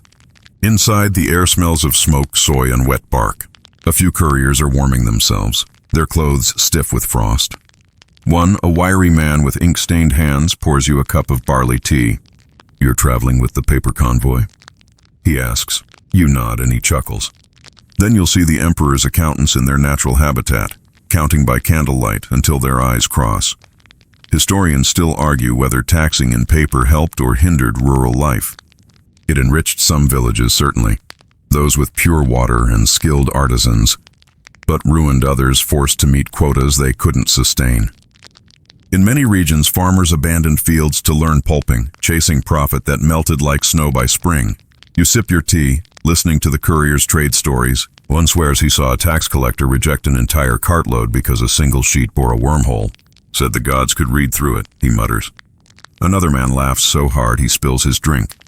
Then the gods are accountants too. When the storm outside eases, you step back into the cold. The driver tightens the ropes around the bundles, humming that same tune. He hands you a smaller package wrapped in plain cloth. "Tribute paper," he says. "Go ahead, feel what a tax looks like." You untie the cloth carefully. Inside is a stack of washi so thin you can see your breath shimmer through it. Yet it doesn't tear when you lift it. It feels both impossibly light and quietly indestructible. "Made from kōzo from Mino," he says proudly. "They say it lasts forever." He pauses, then adds, "Nothing made by humans should last forever. But this," he taps the sheets, "comes close." As the convoy moves on, you walk beside it again. Snow falls steadily, softening the world into a single muted color. The road narrows, weaving along a cliffside where the valley spreads out below. The oxen grunt and pull, the ropes creaking. Halfway up, the driver halts and points. "See there?" He gestures toward a cluster of roofs below, barely visible through the mist. That was a papermaker's hamlet 20 years ago. Gone now. The river changed its course, took the vats, the houses, the people. A quiet settles between you. "So the craft died there?" you ask. He shakes his head. "No, the river carried the pulp downstream. A few weeks later, we found it in another valley, clinging to stones. People there built new vats. The same water, different place. Paper finds a way. It sounds like a fable, but something about it rings true." By late afternoon, you reach a government outpost, a wooden building bristling with guards. Inside, officials in layered robes inspect the bundles, counting, unwrapping, nodding, or frowning. The air smells of ink, wax, and authority. The driver whispers, "They weigh everything." Even the dust counts. A thin bureaucrat beckons you over. "Visitor, curious timing," he says. He unrolls one sheet and holds it to the light. "See that?" He points to a faint ripple. Too much neri. The mixture was tired. He sighs as though the flaw personally offends him. Still good enough for imperial accounts. He gestures toward a smaller pile on the side. "That's the reject stack. Most of it will be burned." You glance at it. A mountain of nearly perfect sheets, each bearing invisible sins. It feels wrong to see so much beauty labeled as failure. You murmur something about waste, but the official just shrugs. The court wants perfection. Paper with a past makes them uneasy. A quirky detail, some rejected tribute paper was secretly sold to poets and artists who prized the imperfections, the faint ripples, uneven fibers, tiny specks that caught the light like constellations. To them, flaws weren't defects, but spirit marks. In Kyoto, they called such sheets utsurogami, the shifting papers, because light seemed to move across them differently. You slip one from the reject pile when no one's looking. Its surface feels alive under your fingertips, faintly rough, faintly warm. The fibers seem to hum with quiet defiance. Maybe perfection really is overrated. Night falls as the officials finish their tallies. The driver collapses beside the cart, utterly spent. "We'll sleep here," he says. The oxen deserve dreams too. You wrap yourself in your cloak and look up. The sky is paper-colored tonight, pale gray streaked with faint stars. You hold up the stolen sheet and watch the starlight filter through it. The fibers glow faintly, as though remembering every stream, every hand, every whisper of the hammer. The wind picks up, rustling the paper. It sounds unmistakably like applause. You smile and whisper to it, "Good work today." The sheet flutters once, then lies still, content. The convoy has gone by morning, its ruts half erased by fresh snow. You linger in the courtyard, your stolen sheet tucked safely between the folds of your robe. The air smells of thawing frost and pine smoke. From somewhere up the hill comes the rasp of brushes on paper, the sound that never truly stops in these valleys. You follow it and find a small house with sliding doors half open. Inside, a man sits cross-legged at a low table, grinding an ink stick against stone. His sleeves are rolled high, his posture perfect. The walls around him are lined with scrolls, poems, letters, practice sheets, all written in long, flowing characters. He looks up as you enter and nods toward a cushion. "Sit. If you've come this far, you might as well learn how the paper breathes." You kneel beside him, and the faint smell of soot and pine oil fills the room. He wets his brush, then lifts your stolen sheet between two fingers. "Good fiber," he says. "A little uneven, but honest." You laugh softly. Even the calligrapher sounds like a papermaker. He lays the sheet flat, dips the brush again, and makes the first stroke. The ink spreads instantly, a small bloom that darkens and settles like dusk spreading across a field. "See?" he says. That's the secret. The paper drinks slowly. Not too thirsty, not too shy. A mainstream fact. Japanese calligraphy, shodo, the way of writing, relies on the absorbency of washi. The fiber's long strands let ink sink evenly, creating a line that looks alive, soft at the edges yet strong in the center. On ordinary pulp paper, the brush would catch. On washi, it glides. He hands you the brush. Now you. The handle feels smooth, worn from decades of fingers. You dip it into the ink, take a breath, and draw your first line. It's clumsy, too wet, the stroke splitting like a broken river. The man chuckles. Everyone drowns their first character. He tears off another sheet and shows you again. This time you notice how his wrist moves before his hand, how he breathes with the stroke. Writing, he says, isn't about letters. It's about exhaling in the right direction. You try again. The brush moves steadier, your breath slower. The ink spreads, not perfect, but not disastrous. He nods. Better. You stopped fighting it. You both work in silence for a while. The only sounds are the whisper of the brush and the soft tick of snow melting from the eaves. It feels less like a lesson and more like meditation. A fringe detail. Some Heian period calligraphers believed each sheet of washi possessed a spirit, shy, sometimes moody. They'd test the mood before writing by tapping the edge with a fingernail. If it rang like a bell, the sheet was awake. If dull, they'd set it aside. You try it quietly, tapping your sheet. It hums faintly, like approval. Paper listens, the man says, as if reading your thoughts. That's why we never write in anger. He gestures to the scrolls on the wall. A furious brush makes bitter words, and bitter words rot the paper. You glance closer and see what he means. Old scrolls darkened unevenly, the ink lines sharp and harsh, the fibers cracked. Nearby, softer poems look decades younger. He pours tea for both of you, green and steaming, and tells stories while you sip. One about a court poet who practiced calligraphy on snow using a branch, memorizing his strokes before touching real paper.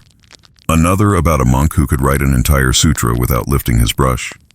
A single line unbroken from start to end. Historians still argue whether the art of calligraphy shaped the evolution of papermaking or the other way around. Some say better paper allowed for gentler scripts. Others insist elegant writing demanded innovation.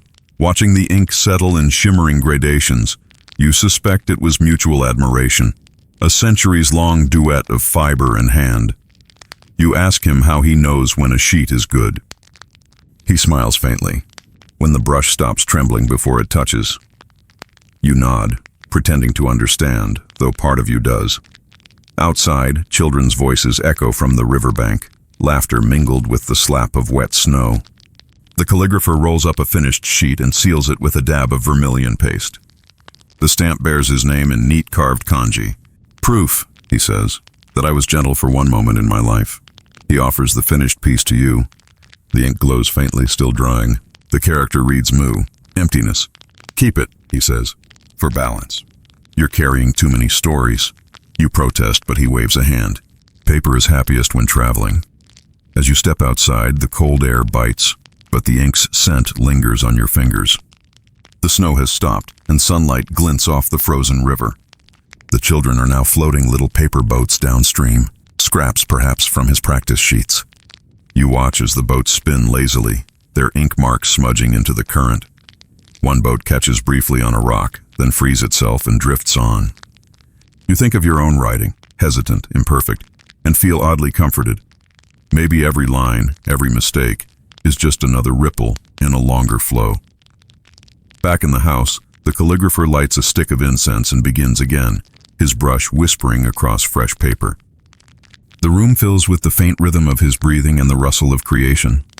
You close the door quietly behind you, not wanting to disturb that fragile harmony. As you walk back toward the village, the word moo rests softly in your hand.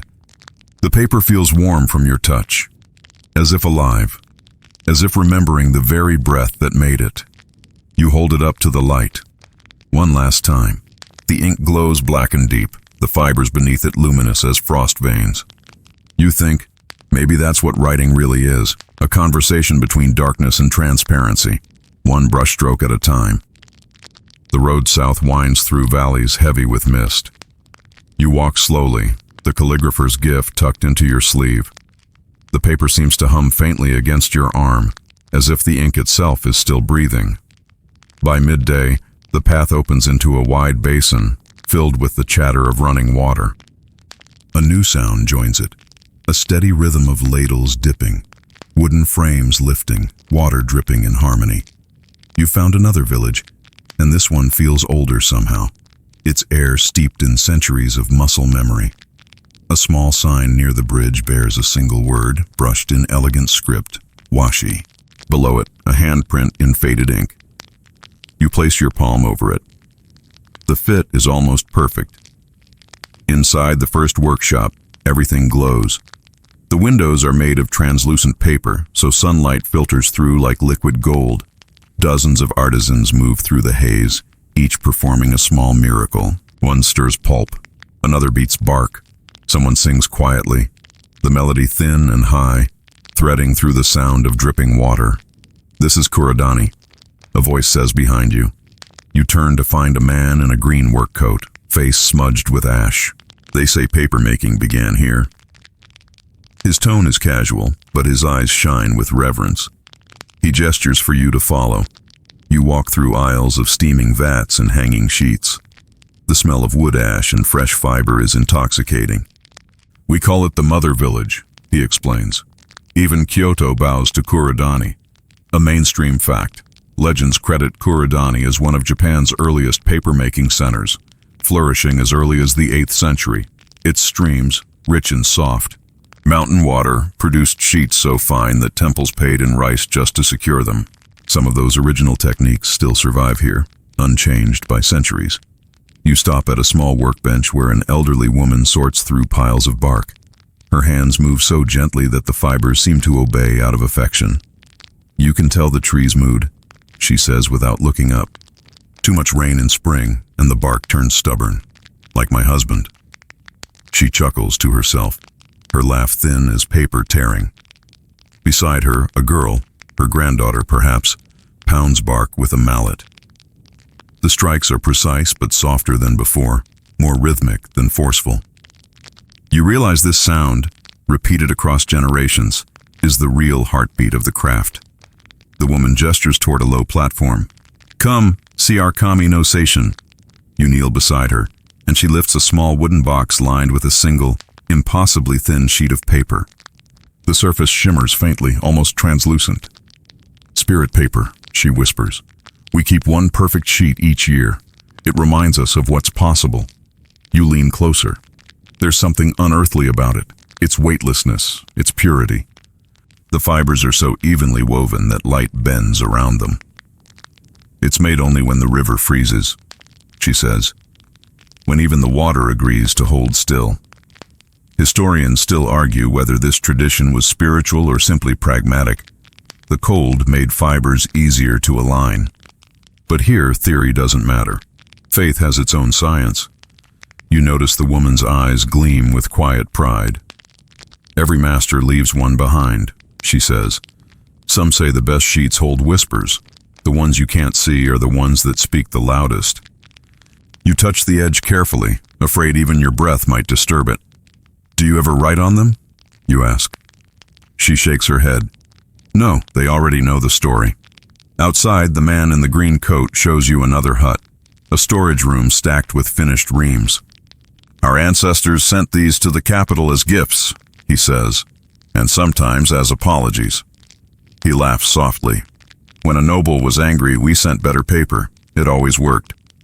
A quirky anecdote. Records show that feuding officials occasionally settled disputes by exchanging sheets of fine washi instead of gifts or bribes, a peace offering that could later be written upon.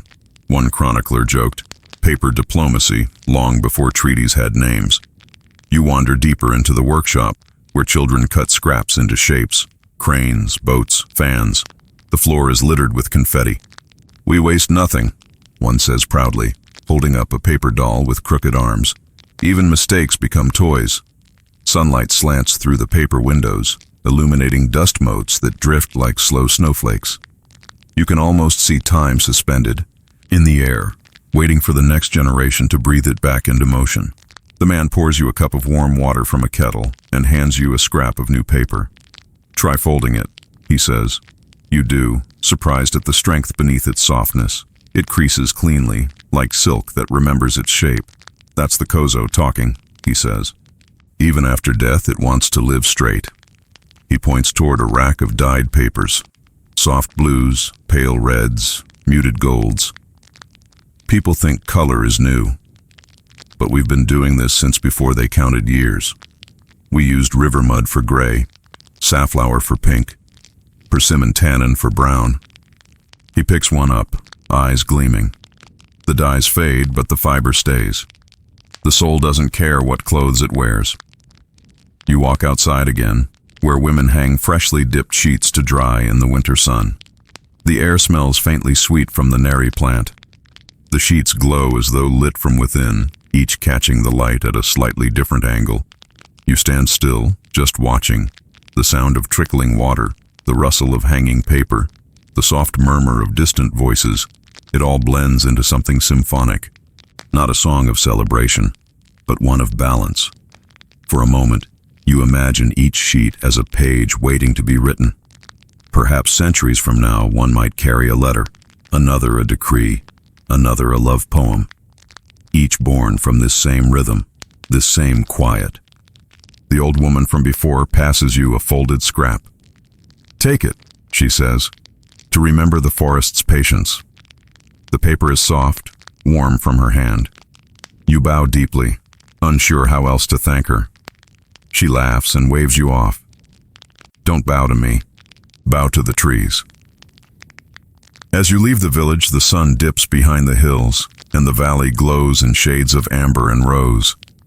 The paper hanging in rows catches the last light, shimmering like the wings of sleeping birds. You stop at the bridge once more and glance back.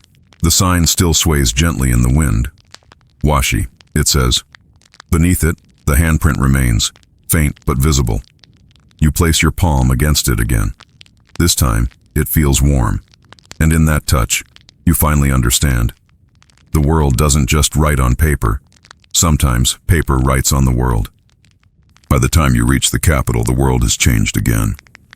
The dirt road turns to stone, the chatter of rivers replaced by the murmur of bureaucrats, merchants, monks, and messengers. Paper is everywhere here, fluttering in scrolls pinned to gates, stacked in shop windows, folded into charms, carried like breath between hands.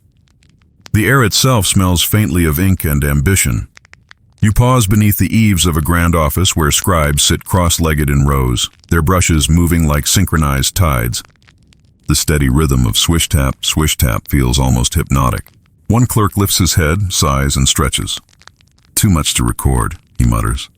The shogun wants everything written twice. Another replies, that's because half the letters disappear in the rain. The first laughs softly. Maybe the gods don't like paperwork. A mainstream fact. By the Heian period, Japan's bureaucracy ran on paper.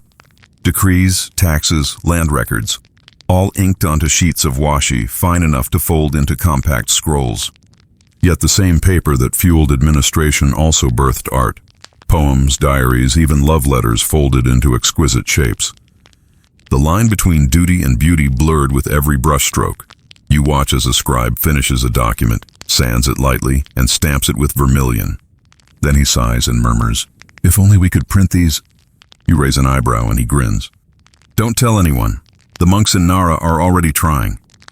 He gestures to a small locked cabinet. They say it's magic. You ink a block, press it, and words appear like spirits. Imagine, thousands of sheets, all the same. Historians still argue when Japan's first printed documents truly appeared. Some credit the Empress Shotoku's Hyakumanto Dharani in the 8th century. Buddhist charms printed on tiny rolls. Others say the real printing age began later, when merchant demand caught up with monkish patience. But in this office, you can already feel the idea vibrating under the surface, like a drumbeat waiting to start. A messenger bursts through the door, out of breath. New orders, he gasps, clutching a sealed packet. The official unrolls it carefully, crisp white washi covered in delicate black ink. The messenger whispers, paper money experiments begin next month. The room freezes. You lean closer, pretending to tidy a stack of scrolls. The official frowns. Money made of paper? That's absurd. Someone else laughs. Who would trust bark over silver? The messenger shrugs. The emperor says it's progress. A quirky tidbit. Centuries before paper money became global, Japan briefly experimented with it, inspired by Chinese innovations.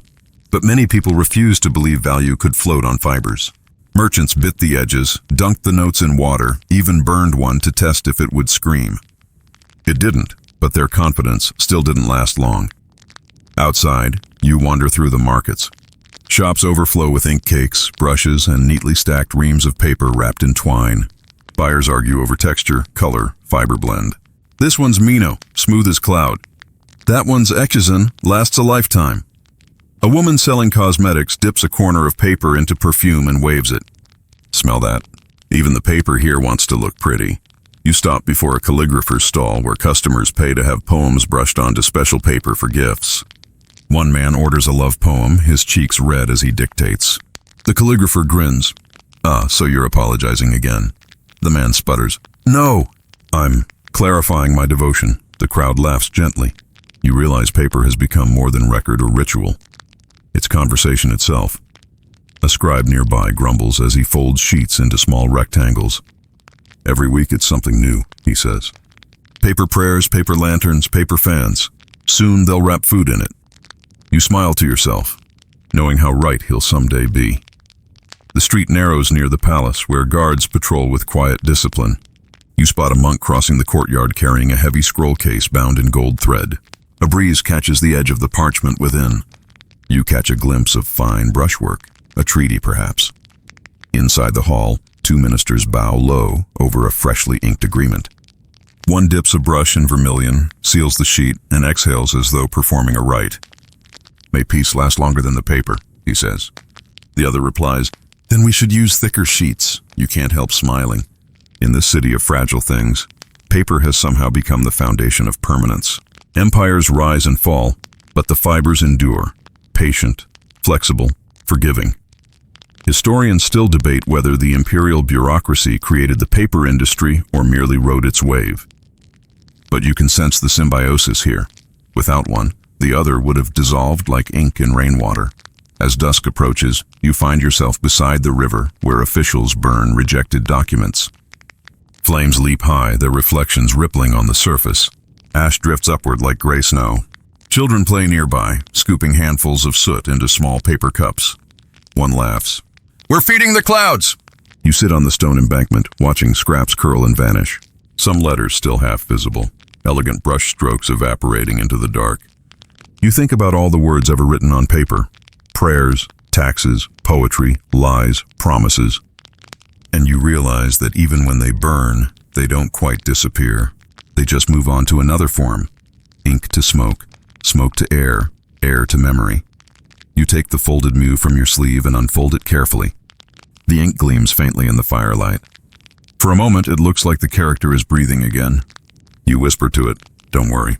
They'll remember." The wind lifts the edge almost in reply. The bells from the palace toll once, then twice, marking the end of the day. You rise, tucking the paper close to your heart. All around you, the capital glows, lanterns made of washi lighting streets where stories never sleep. And you walk on, following their soft shimmer, the city's pulse beating in fiber and flame. Morning sunlight slants across your face, soft and gold, and when you open your eyes, you realize it isn't shining through the window. It's shining from it. The paper panels glow like captive dawns, the wood frames cutting them into perfect rectangles of quiet light. You're inside a house made of paper, and for a moment you hold your breath, afraid that even breathing too hard might tear the walls. A child's laugh comes from the next room, followed by the unmistakable thwack of a sliding door slamming shut. Then a muffled scolding. "Not so rough. You'll break the shoji again." You grin. Apparently, even in a paper house, children are children. You run a hand along the nearest panel. The surface is cool and faintly textured, soft but resilient. You push gently, and the door slides with a whisper that could lull a person to sleep. It's like moving a cloud, you think. A mainstream fact. Shoji, the iconic paper and wood sliding doors, emerged during Japan's Muromachi period. They weren't meant just for aesthetics. They balanced light, airflow, and privacy in ways stone walls never could. Fusuma, their opaque cousins, divided rooms but let sound and scent pass, reminding everyone that solitude was temporary. You watch as the household wakes.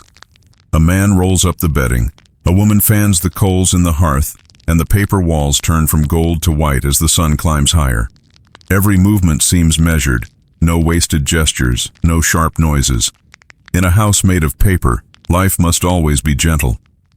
The lady of the house smiles when she catches you staring. "We rebuild them every spring," she says, tracing the edge of a frame. A house breathes better when its skin is renewed. You look closer and notice faint patches, repairs where new paper overlaps old. "You don't just replace the torn ones?" you ask. She shakes her head. "Why tear what can heal?" The smell of breakfast, miso and grilled fish, wafts through the paper walls, and you realize how the material doesn't block the world. It filters it. Every scent, sound, and shimmer of light passes through, softened but not erased. A child peeks around the corner holding a cat. The animal's tail flicks dangerously close to a freshly mended shoji panel. The woman gasps, "No, not again!" But it's too late. The cat lunges at a passing moth, claws sinking right through. The boy freezes. Then everyone bursts into laughter. "Another window to the gods," the man chuckles. A quirky tidbit. Edo households often blamed cats for shoji damage. In some regions, families even held tiny funerals for shredded panels before pasting new ones, thanking them for their service. The idea wasn't absurd. To live surrounded by paper meant acknowledging impermanence with humor. The man gestures for you to follow him to the garden. As he slides open the door, the sound, shh, is so soft it feels like the paper is sighing. The morning light floods in, filtered through the translucent screens, painting your face in the same glow the calligrapher's ink once held. The garden itself is minimal: moss, stones, and a small pond. A red koi drifts lazily near the surface, its reflection quivering on the shoji behind it. You sit on the veranda, listening to the faint rhythm of a bamboo waterspout knocking against stone. He explains. The house and garden are one story. The paper just turns the page. You nod slowly, realizing he's right. The screens don't separate inside from outside. They blend them like ink bleeding into wet fibers. As you sip tea, a breeze stirs. The panels quiver ever so slightly, and you see how light dances differently on each one. We adjust them with the seasons, the man says. In summer, thinner paper. In winter, thicker, treated with persimmon tannin to keep out the cold. He winks. And insects. Historians still argue whether these seasonal adjustments were practical or purely aesthetic. Either way, they reveal something rare, an architecture that trusted nature, not fought it. A small boy slides another. Panel open, revealing the family's altar.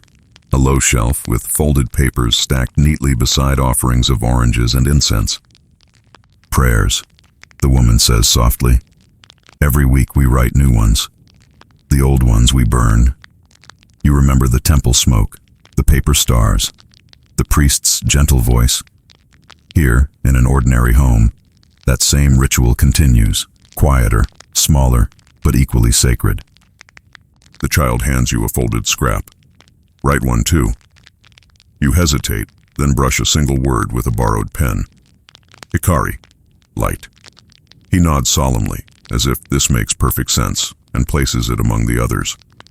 As the day unfolds, you notice more uses of paper, a lamp glowing like captured sunset, a fan painted with plum blossoms, even paper envelopes hanging from the ceiling to catch stray cobwebs. Each feels less like an object and more like a conversation with light. A carpenter arrives to fix one of the damaged panels. His fingers move quickly, peeling the old sheet, pasting the new one with a thin mixture of rice glue and water. He hums as he works, tapping the edges to smooth the air bubbles. When he's done, the panel gleams with the soft mat of new skin. All better, he says proudly, until the cat comes back. Everyone laughs again, and you realize something profound in that laughter. This isn't fragility, it's resilience. They don't build stronger walls. They simply learn to repair them faster. As evening settles, lanterns flicker to life. The paper shades glow amber, transforming the house into a constellation of warm light. You can hear the faint buzz of night, insects outside, their wings brushing the paper walls like secret messages. The man pours sake and raises a cup. To paper, he says, the most loyal servant of light. You drink with him, the warmth spreading through you as shadows dance across the walls. Later, when everyone sleeps, you walk quietly through the house. Moonlight filters through the shoji, tracing pale rivers of silver on the tatami. You trail your fingers along one glowing panel, half expecting it to hum. It doesn't, but you feel something like a pulse beneath the surface. Steady, patient, alive. You slide the door open and step outside. The air is cool, the garden faintly misted. Behind you, the paper walls shimmer softly, holding the day's light just a little longer before surrendering it to the night. And you think, maybe every home made of paper knows the same truth every papermaker does. What matters isn't how long it lasts, but how beautifully it lets the light through. You leave the paper house behind at dawn, walking along a narrow path where mist curls low over the fields.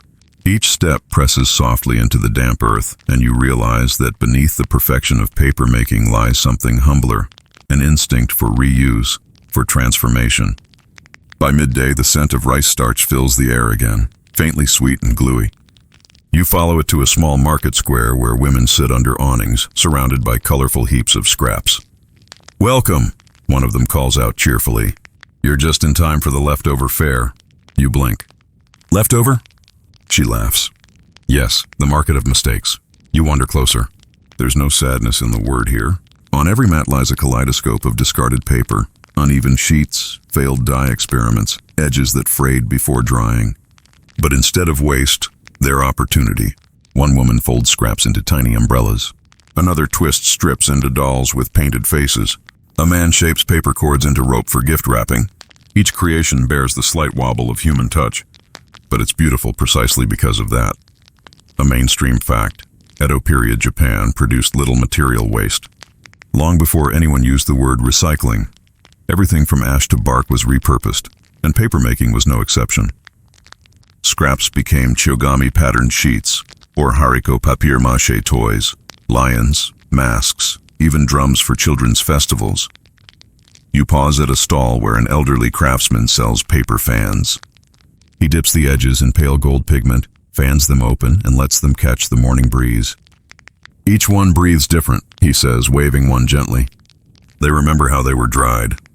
You hold one up to your ear. It rustles faintly like a whispering leaf. "See? It still thinks it's a tree," he chuckles. At the next stall, a young woman cuts paper into delicate flowers, peonies, chrysanthemums, camellias, and dips them in a solution of rice glue so they hold their shape. "For shrines and funerals," she says. "Flowers that never wilt." She lifts one to your nose with a smile. You can pretend they have a scent if you close your eyes. You do, and you almost can. Historians still argue whether these crafts evolved from necessity or aesthetic philosophy. Was it frugality or an early understanding that imperfection could hold beauty? The Japanese word motenai, regret over waste, captures both ideas at once. Every scrap was a second chance. A boy runs past, holding a kite made of patched-together washi. It flutters above him in uneven color blocks like a patchwork sky. "My father says wind doesn't care about perfection," he shouts proudly. You smile. Maybe wind and paper understand each other better than people do. A quirky tidbit floats through your mind. Old paper makers sometimes used leftover pulp to make tiny charms shaped like turtles or cranes. They'd tuck them under eaves for luck, believing the house would never lack for paper again. Some families still find them when they repair roofs. Small, ghostly creatures molded from forgotten stories. In one corner of the square, a group of children sits with brushes, painting faces on discarded paper lanterns. Their designs are messy and wonderful. One has a grin that nearly wraps around its entire frame. "Tonight we'll light them by the river," says an old man supervising them. Even broken things deserve a little glow. You stay to help, dipping your brush into black ink and painting a sleepy-looking fox. The old man nods approvingly. "Ah, kitsune, clever, lazy, and full of secrets. Good choice," you laugh. "Sounds like the paper itself." He raises his eyebrows. "Exactly. As afternoon deepens, the market hums like a hive. Paper rustles, laughter bubbles, ink pots clink. A woman balances a tray of freshly pasted hariko masks, fierce red lions with teeth carved from folded edges. She catches you looking and says, "We give them to children for New Year, to scare away bad luck, or to scare themselves awake. Depends on the child." A boy next to her dips his mask in bright orange dye. The scent of persimmon fills the air, earthy and sharp. "Natural tannin," the woman explains. "Keeps insects away, and when it dries, it glows like fire." You follow the smell to another stall where strips of paper hang drying, tinted in every shade imaginable: indigo, coral, jade, even silver gray made from soot. "We call these washi kimono," says the dyer proudly. The paper wears colors like silk. He lifts one strip to the light. "Some last 100 years. Some fade in a week. Beauty doesn't need an insurance policy." You nod, watching the fibers shift from solid to translucent depending on the angle. Even when worn or wrinkled, they retain grace, as if the paper itself remembers being alive. A merchant from the next stall waves you over. "Here, traveler, look at this." He unfolds what looks like a piece of sturdy cloth, but when you touch it, it crackles softly. "Paper umbrella lining," he says. "Strong enough to block the rain. Soft enough to fold away when dry." He winks. "Cheaper than heaven's mercy." You marvel again at how the same substance that cradled prayers and treaties now shields people from the weather. Paper doesn't discriminate between sacred and ordinary. It simply adapts. As the day fades, the villagers gather by the riverbank, just as the old man promised. They light the painted lanterns one by one. The reflection dances on the water, and for a heartbeat, the river looks like it's flowing on fire. Your fox-faced lantern bobs gently downstream, winking mischievously in the current. The woman who made paper flowers stands beside you, hands clasped. "See," she says softly, "how the river accepts everything, perfect or not." You nod. "It's forgiving," she smiles. Paper learned that from water.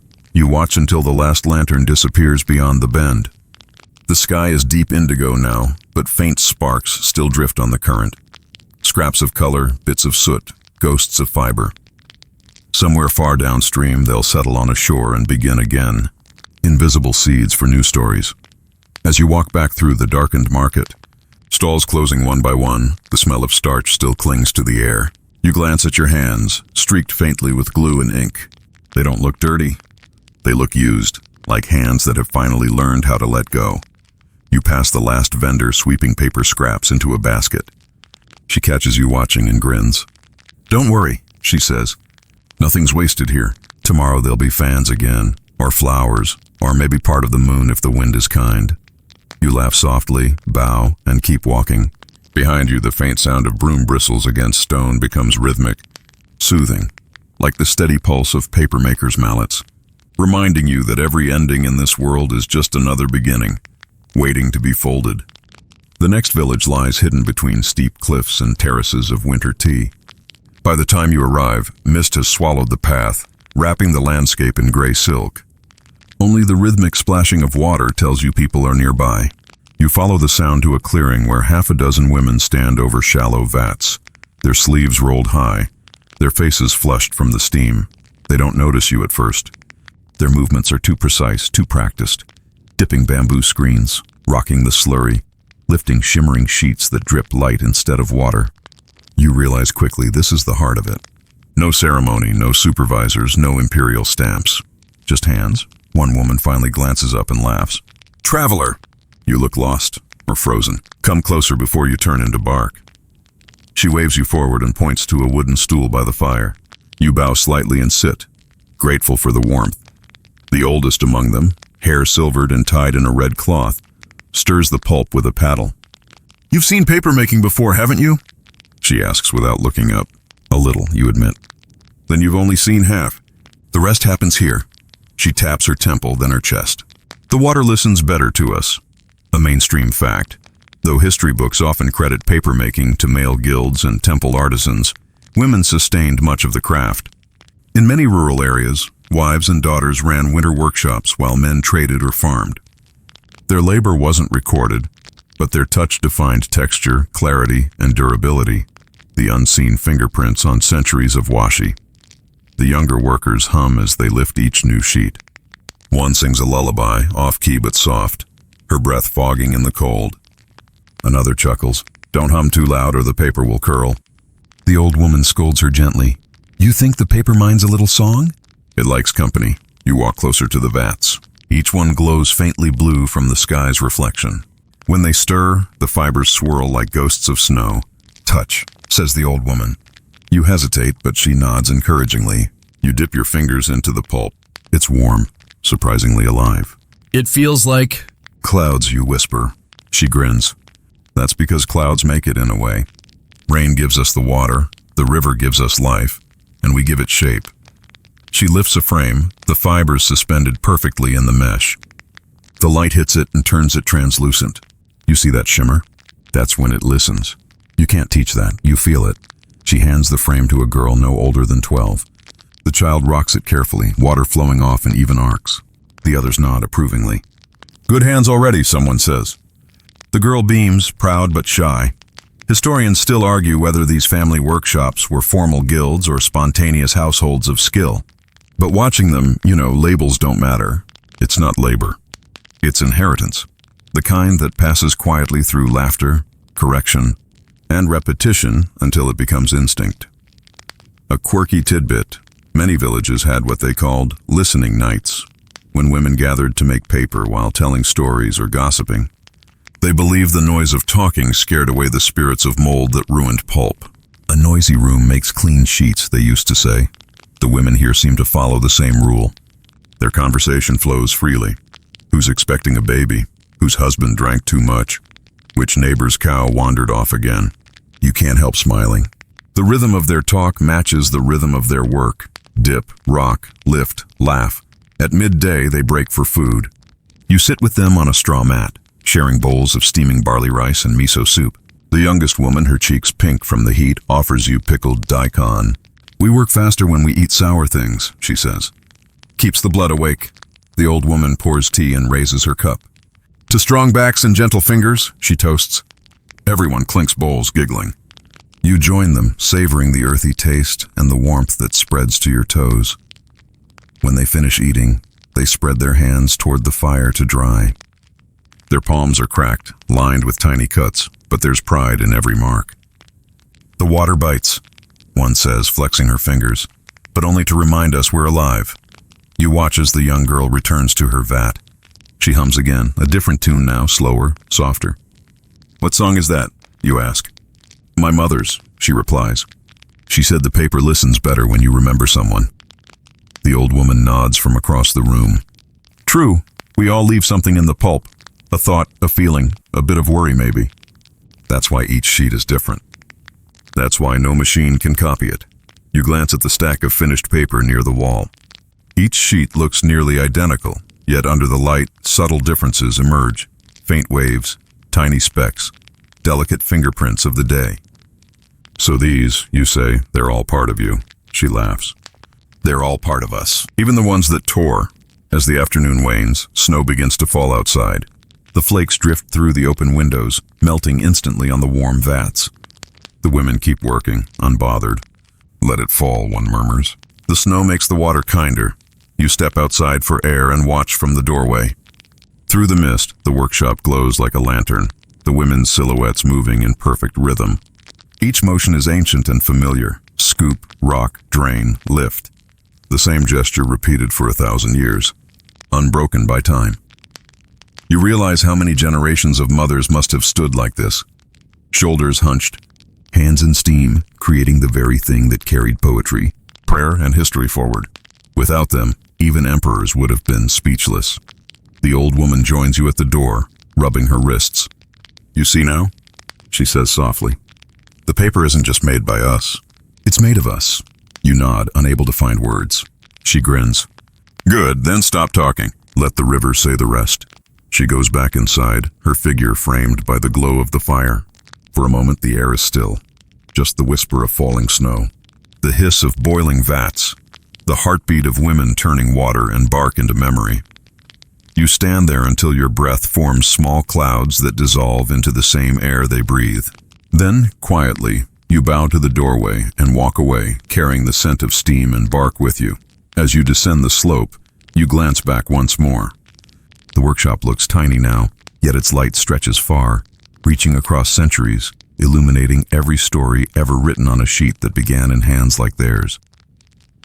By the next morning, your path winds down toward a valley lined with chestnut trees and pale smoke rising from chimneys. A faint clang of bells mixes with the crunch of hooves, the unmistakable sign of commerce. You've reached a traveling merchant post, one of the few that still deals in paper. The road smells of horses, straw, and fresh ink. Men shout prices, oxen grunt, and bundles of washi, thick, thin, dyed, plain, sway from bamboo poles like prayer flags for sale. You pause by a cart whose wheels creak under the weight of hundreds of sheets. A short man in a patched coat waves cheerfully. Ah, another buyer of clouds, he calls, or just curious? You admit you're both. He laughs and motions you closer. Then welcome to the road between water and gold. He pats a stack of pale gray paper. Fresh from Ekizin, soft as breath, strong as regret. You smile at his poetry. A mainstream fact. By the Edo period, paper was one of Japan's most profitable rural exports.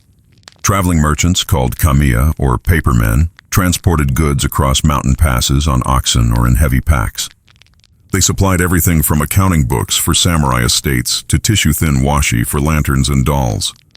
Many became wealthy intermediaries, though they still slept under wagons and ate standing in the cold. The merchant unwraps a bundle to show you the goods. The sheets gleam faintly blue-white. "See the finish," he says. "That's river frost." You run a finger over one and feel the cool smoothness. We trade with Osaka and Kyoto. The lord's wives buy them for calligraphy. The rest goes to tea shops, menus, poetry cards, fancy nonsense. Another merchant joins in, older, wiry, his voice rough as bark. "The nobles like paper more than people," he grumbles. "They'll pay for one sheet what I earn in a week." His younger companion shrugs. "At least it's lighter than rice." You follow them toward a roadside inn where more traders rest. Inside, the air is thick with smoke and sake.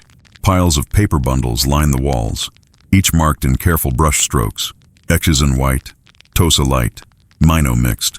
Every merchant guards his stock like treasure. The innkeeper, a broad man with the patience of a monk, pours steaming tea and says, "The paper never travels alone. It always carries someone's luck." You ask what he means. He leans in. "The roads are full of stories. A load from Tosa once washed into the sea and drifted all the way to China. Came back the next year, wrapped around imported silk. Coincidence? Maybe. A quirky tidbit. It said that some merchants, before crossing dangerous passes, offered a sheet of paper to the mountain gods. They'd fold it into a tiny boat, set it adrift in a stream, and wait for it to float. A silent contract for safe passage. Those who forgot were rumored to find their wagons overturned by angry wind. You sit with the traders as night falls. One strums a shamisen, another taps the table in rhythm. They sing a traveling song, half lament, half lullaby. "Paper in the pack, dreams on the back. If it rains, we sell clouds. If it shines, we sell light." The room bursts into laughter at the chorus. You join in the clapping, realizing this isn't just commerce. It's kinship built on shared fragility. Later, over sack, the conversation turns to risk. One merchant recounts a landslide that buried half his cargo. "I dug out every sheet," he says proudly, "even the muddy ones. Sold them as mountain-baptized washi. Customers love the story. The table roars with approval." Another boasts, "I crossed the Kōzo road in a blizzard once. The ink froze solid, but the paper didn't tear. That's how I knew the gods liked my stock." You ask if they ever tire of carrying so much weight. The younger one laughs. "The paper's not heavy. The silence between villages is." He takes another drink, eyes distant. "Sometimes I talk to the bundles. They don't answer, but they listen better than people." Outside, snow begins to fall, catching in the lantern light. The traders grow quieter, the sake mellowing their edges. Someone hums a tune, low, slow, almost like the rhythm of pulping mallets. You realize that even out here on the road, the sound of paper-making lingers, echoing through their gestures and jokes. The innkeeper returns with a tray of rice balls. "Eat before you sleep," he says. "Tomorrow's climb is steep." He glances at you. "You're not carrying anything, are you?" "Just stories," you reply. He smiles knowingly. "Heavier than paper, lighter than truth." Later, in the shared sleeping loft, the merchants lie bundled in straw mats. You can hear the steady snore of the oxen outside and the faint rustle of paper shifting in its wrappings as the wind passes through. It's a strangely comforting sound, like the whisper of hundreds of voices murmuring their patience. Before sleep claims you, one of the younger traders mutters into the dark. They say if you listen long enough, paper teaches you how to wait. You ask softly, "Wait for what?" He turns, eyes half closed. "For everything to make sense." You smile in the dark. Perhaps that's what these roads are really for. Not just trade or travel, but the quiet discovery that even fragile things endure because people believe they will. When dawn comes, the sky is pale and clean. The traders tighten their ropes, pat their oxen, and set off again, singing under their breath. You walk beside them for a while, the road crunching beneath your feet, the bundles gleaming faintly under frost. Each one seems alive, a heartbeat of fiber wrapped in cloth, destined for another pair of waiting hands. And as the valley fades behind you, you realize something simple yet vast. Paper doesn't just connect villages or merchants. It connects moments. The bark peeled last winter, the hand that brushed it, the words that will someday be written upon it. All carried forward, one step, one bundle, one breath at a time. By the time you part ways with the merchants, The morning frost has turned the road into glitter. Each breath leaves a thin halo before your face, and the air smells faintly of smoke and starch. You follow it again, the familiar scent that has begun to feel like a map. Eventually, it leads you to a low valley where a dozen vats steam under an open shed roof. This time, however, something's different. The smell isn't clean like river water or wood smoke. It's richer, sticky, faintly sweet, and oddly appetizing. One worker notices your wrinkled nose and laughs. Ah, the scent of nori. Don't worry, you'll get used to it. The paper loves it, even if people don't. You step closer to watch. The vats here are smaller, the pulp thicker. Beside each stands a pot bubbling with milky paste. A woman dips a ladle and pours it slowly into the mixture, stirring until the surface gleams. Rice starch, she says proudly. The secret that gives paper its shine. A mainstream fact. To strengthen and waterproof washi, paper makers often coated it with sizing, a mixture of starches, animal glue, or even seaweed extracts. This process, called dosabiki, made the paper receptive to ink and more durable. Without it, the sheets would bleed or warp. The quality of the nori determined whether the paper was fit for poems, paintings, or palace ledgers. You crouch beside one of the vats. The worker there hands you a thin stick coated with glue. Touch it, she says. You press your fingertip to it. It feels like warm honey. She grins. That's the difference between paper that whispers and paper that shouts. She dips a freshly pressed sheet into the solution and lifts it slowly, letting the viscous liquid coat it evenly. See the shine? She asks. Under the sunlight, the wet sheet looks like silk dipped in moonlight. We call it the skin of the paper. The old master from an earlier village would have nodded approvingly. You can almost hear his voice. Paper remembers kindness. As the sheet dries, it tightens like drum skin, and the scent of starch thickens in the air. One of the younger artisans waves her hand in front of her nose. We say it smells like cooking dreams, she jokes. Sweet at first, but it sticks in your hair forever. Everyone laughs, fanning themselves with offcuts. A quirky tidbit. Some artisans believed that rice glue had to be stirred clockwise only, never counterclockwise, or it would confuse the paper. Others left bowls of sake nearby, claiming the steam made the sizing smoother. The paper gets drunk, they said, and then behaves beautifully. You ask the head craftsman, a quiet man with wide shoulders and hands rough from heat, why this step matters so much. He gestures for you to follow him to a drying rack where newly sized sheets hang gleaming like icicles. Raw paper, he says, is wild. Ink runs, water eats it, mold loves it. But when you give it skin, he runs his hand down a drying sheet. It learns manners. He lifts one and holds it toward you. Try tearing. You hesitate but pull gently. The paper resists. The tear crawls slowly, reluctantly as if it's alive. See? He smiles. The starch is invisible armor. Without it, our words would bleed away. Historians still argue over when sizing became standard practice. Some claim it began as a protective coating for official documents. Others think artists demanded it to preserve paintings.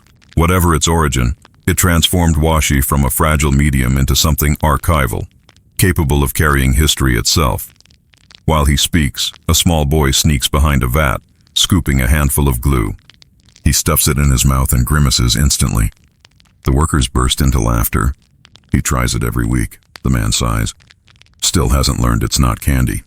The boy spits dramatically and runs off, trailed by laughter. As the afternoon light softens, the artisans begin brushing the dried sheets with smooth stones, polishing them to a subtle sheen. The rhythmic shh fills the air, soothing in its repetition. One woman hums a lullaby as she works, her hands never pausing. You polish until the paper feels like skin, she says. Then it can finally hold a story. You help lift one finished sheet. Its surface catches the light like calm water, reflective, soft, impossibly smooth. When you tilt it, a faint rainbow sheen appears, then disappears. The craftsman grins. That's how you know it's happy. He points to a bundle stacked aside. Those are for Kyoto. The calligraphers there want paper that forgives mistakes. It must drink ink slowly but not drown. You glance toward another pile, smaller and rougher. And those? For the theater, he says. Scripts, posters, stage backdrops. Paper doesn't choose its destiny. The same bark might become a prayer or a love letter, or a notice for keepsake. The sun dips behind the ridge, and the glue vats begin to cool. Workers stretch their backs, wiping sweat from their faces. The scent of starch lingers, mellowed by evening air. One woman jokes, "The smell never leaves your clothes, but neither does the pride." As they tidy up, they invite you to join their meal. You sit together on overturned vats, eating grilled sweet potatoes still dusted with ash. The starch smell mixes with the aroma of fire-roasted skin, and somehow, it fits perfectly. You ask if they ever tire of the repetition. The head craftsman shakes his head. No, repetition means trust. The paper trusts us, and we trust the paper. That's enough. He offers you one last sheet as a gift. Be careful, he warns. It's too new. It might still remember the glue. You laugh, rolling it gently. The surface gleams faintly in the fading light, mirroring the sky's first stars. When you finally leave, the valley smells like warm rice and smoke. You glance back once. The vats are dark now, but faint trails of steam still rise, ghostly and silver. Somewhere among them, your sheet dries completely, sealing the memory of hands, laughter, and a stubborn boy who mistook glue for candy. And as you walk away, you can't help smiling. Maybe that scent, clinging to your clothes, is the world's quiet way of saying, some stories stick for a reason. When you finally emerge from the valley of starch and steam, the wind has shifted. It carries a faint metallic tang, like ink before it dries. You follow the scent up a ridge where the land flattens into rice fields. In the distance you hear singing, low, deliberate, full of humor and restraint. The tune doesn't sound religious or laborious. It's the rhythm of soldiers relaxing. You crest the hill and find a small camp by the river. Men in light armor kneeling beside a fire. Their helmets hung on nearby branches, brushes and scrolls spread across their laps. At first you think they're drafting orders. Then you look closer. They're writing poems. A young man notices you and grins. "Traveler, care to join the poetry circle of the tired and underpaid?" His comrades laugh. One gestures for you to sit on an upturned bucket. You do. A mainstream fact, in the Edo and earlier Sengoku periods, samurai were expected to be literate. Many carried brushes alongside swords, composing haiku or tanka verses before battle. Poetry was not leisure, it was discipline, proof that a man's hand could wield ink as gracefully as it wielded steel. One soldier dips his brush and writes aloud. Snow melts on armor, the sound of water learning the name of peace. His companions applaud softly, as if clapping too loud would break the verse. You glance at their paper. It's coarse, fibrous, the kind used for travel notes and maps. Yet each sheet shines faintly with a layer of rice sizing. One man lifts it toward the firelight. "We trade with a papermaker downriver," he says. "Even our orders are written on washi." "Stronger than loyalty," another scoffs good-naturedly. "Speak for yourself. My loyalty doesn't tear even when wet." The group laughs again, and you realize humor is their armor tonight. The oldest among them, his face creased but kind, offers you a piece of paper. "Go on," he says. "Write something. We'll judge you kindly, since you're not paid to kill anyone." You hesitate, then dip a borrowed brush into the inkstone. The bristles split slightly, but the washi accepts the line with perfect grace. You write slowly, river on both sides. No place left for the paper to drift away from. The old soldier nods. Not bad. Melancholy suits travelers. Historians still argue whether the samurai's obsession with poetry was vanity or philosophy. Some say it kept them civilized. Others think it was simply another form of control, an aesthetic leash on aggression. But watching them here, laughing in the half-dark, you feel it's something else entirely, a way of remembering they were human before dawn demanded blood. A younger man with a missing tooth leans over a fresh sheet. "Sometimes we write instead of fighting," he says quietly. "Not because we're afraid, but because a poem cuts deeper." He gestures to a bundle beside the fire. Dozens of folded sheets tied in a red cord. "Letters," he explains. "Every man writes his own death note before marching. Not to the shogun, not to God. To his wife, his son, or whoever might still care." He unties one bundle and hands you a page, its ink faded to gray. You read aloud, "The plum tree blooms still. Tell her to water the roots." You fold it carefully and give it back. Unsure what to say. A quirky tidbit. Many warlords forbade burning letters after battle, insisting they be stored for posterity. Entire archives now exist, full of fragile, tear-stained washi sheets, words written by men who never returned, preserved by bureaucrats who couldn't bear to throw away beauty even when it hurt. The fire pops. Someone passes around a bottle of sake, and the mood lightens again. One soldier complains that his brush keeps freezing. Another brags he can still compose haiku drunk. They challenge him and he shouts, "Cold wind on my back." Even my brush trembles now, thinking of Kyoto. Everyone roars with laughter. Someone else adds, "That's not poetry, that's homesickness." You notice the paper on which they write, creased, reused, patched with glue. No one minds. "Good paper's hard to find on campaign," one man explains. "We reuse what we can. Blood, mud, ink, it's all part of the same story." As night deepens, the soldiers quiet again. One by one, they pack their brushes and scrolls into lacquered cases. The old man stands and raises his cup. "To words that outlive wounds," he says softly. The others echo him. To words. The stars shimmer faintly on the river's surface. The firelight flickers across the pages, drying on stones, each glowing like a promise.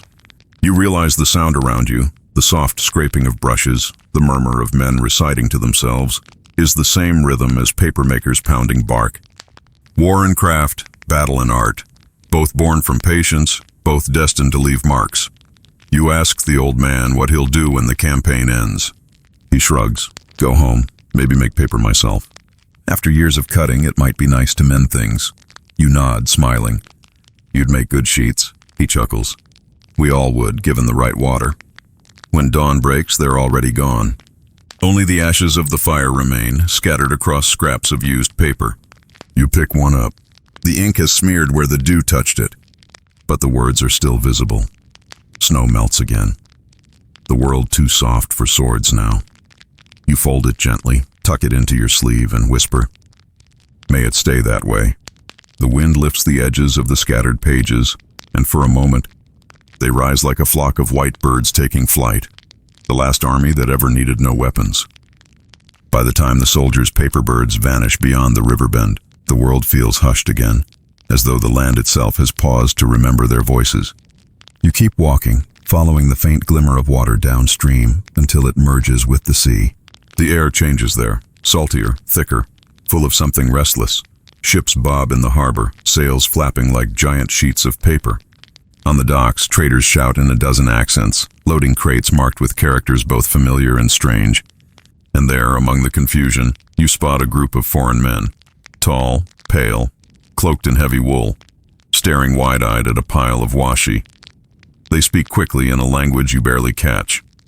A Japanese interpreter stands between them, smiling politely. "Yes," he says in broken Portuguese. "Made from bark, not rag." The foreigner frowns, pinches the corner of a sheet, and holds it to the light. "Impossible," he mutters. "It's thin as fog, yet it doesn't tear." A mainstream fact. The first Europeans to encounter Japanese paper were Portuguese missionaries in the 16th century. Used to coarse rag paper, they were astonished by washi's strength and softness. Many sent it home as curiosities. Others began printing religious texts on it, convinced that such delicate material must be divinely inspired. You edge closer as one missionary dips his finger in water and presses it to the paper's edge. It doesn't dissolve. He laughs in disbelief. Even the sea cannot drown it. The interpreter beams. "The sea already lives inside," he says proudly. Nearby, an older craftsman watches with amusement. "They think we make it with prayers," he whispers to you. "We do, but mostly with blisters." He leads you to his stall where freshly pressed sheets dry in the sun, their surfaces shimmering faintly pink from persimmon dye. "The foreigners like color," he says. "They call it paper of dawn. Good name, eh?" A younger apprentice rushes over carrying a small bundle. "Sensei!" They want more, but they're paying with silver coins, not rice. The master grins. "Then we'll learn to count in circles." You help him sort stacks while he explains how trade has changed everything. Before, our paper traveled by river. Now it sails.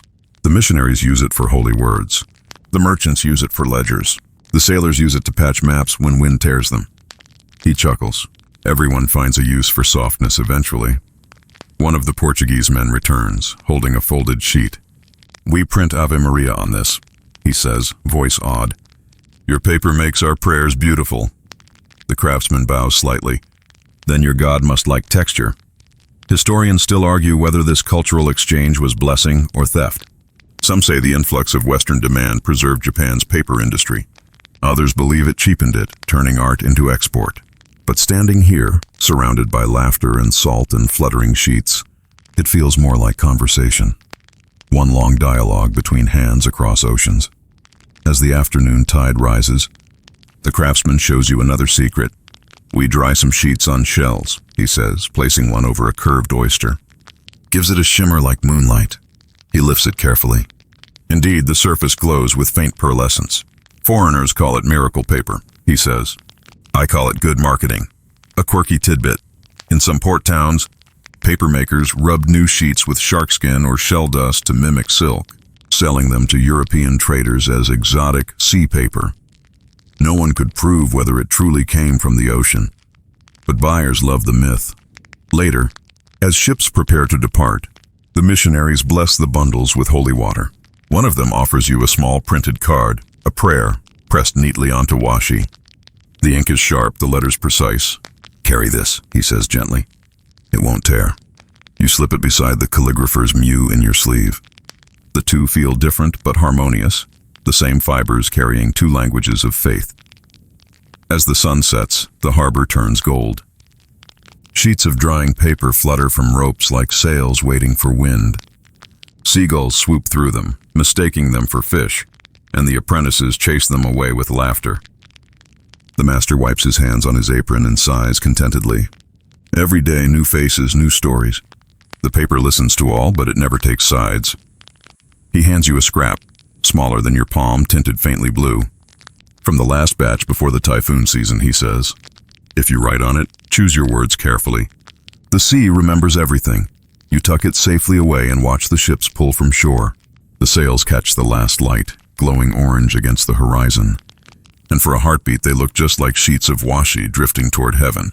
The craftsman calls out, "Tell them across the sea, we made this with water, wind, and stubborn hearts." His laughter follows you down the dock, mingling with the creak of ropes and the cries of gulls.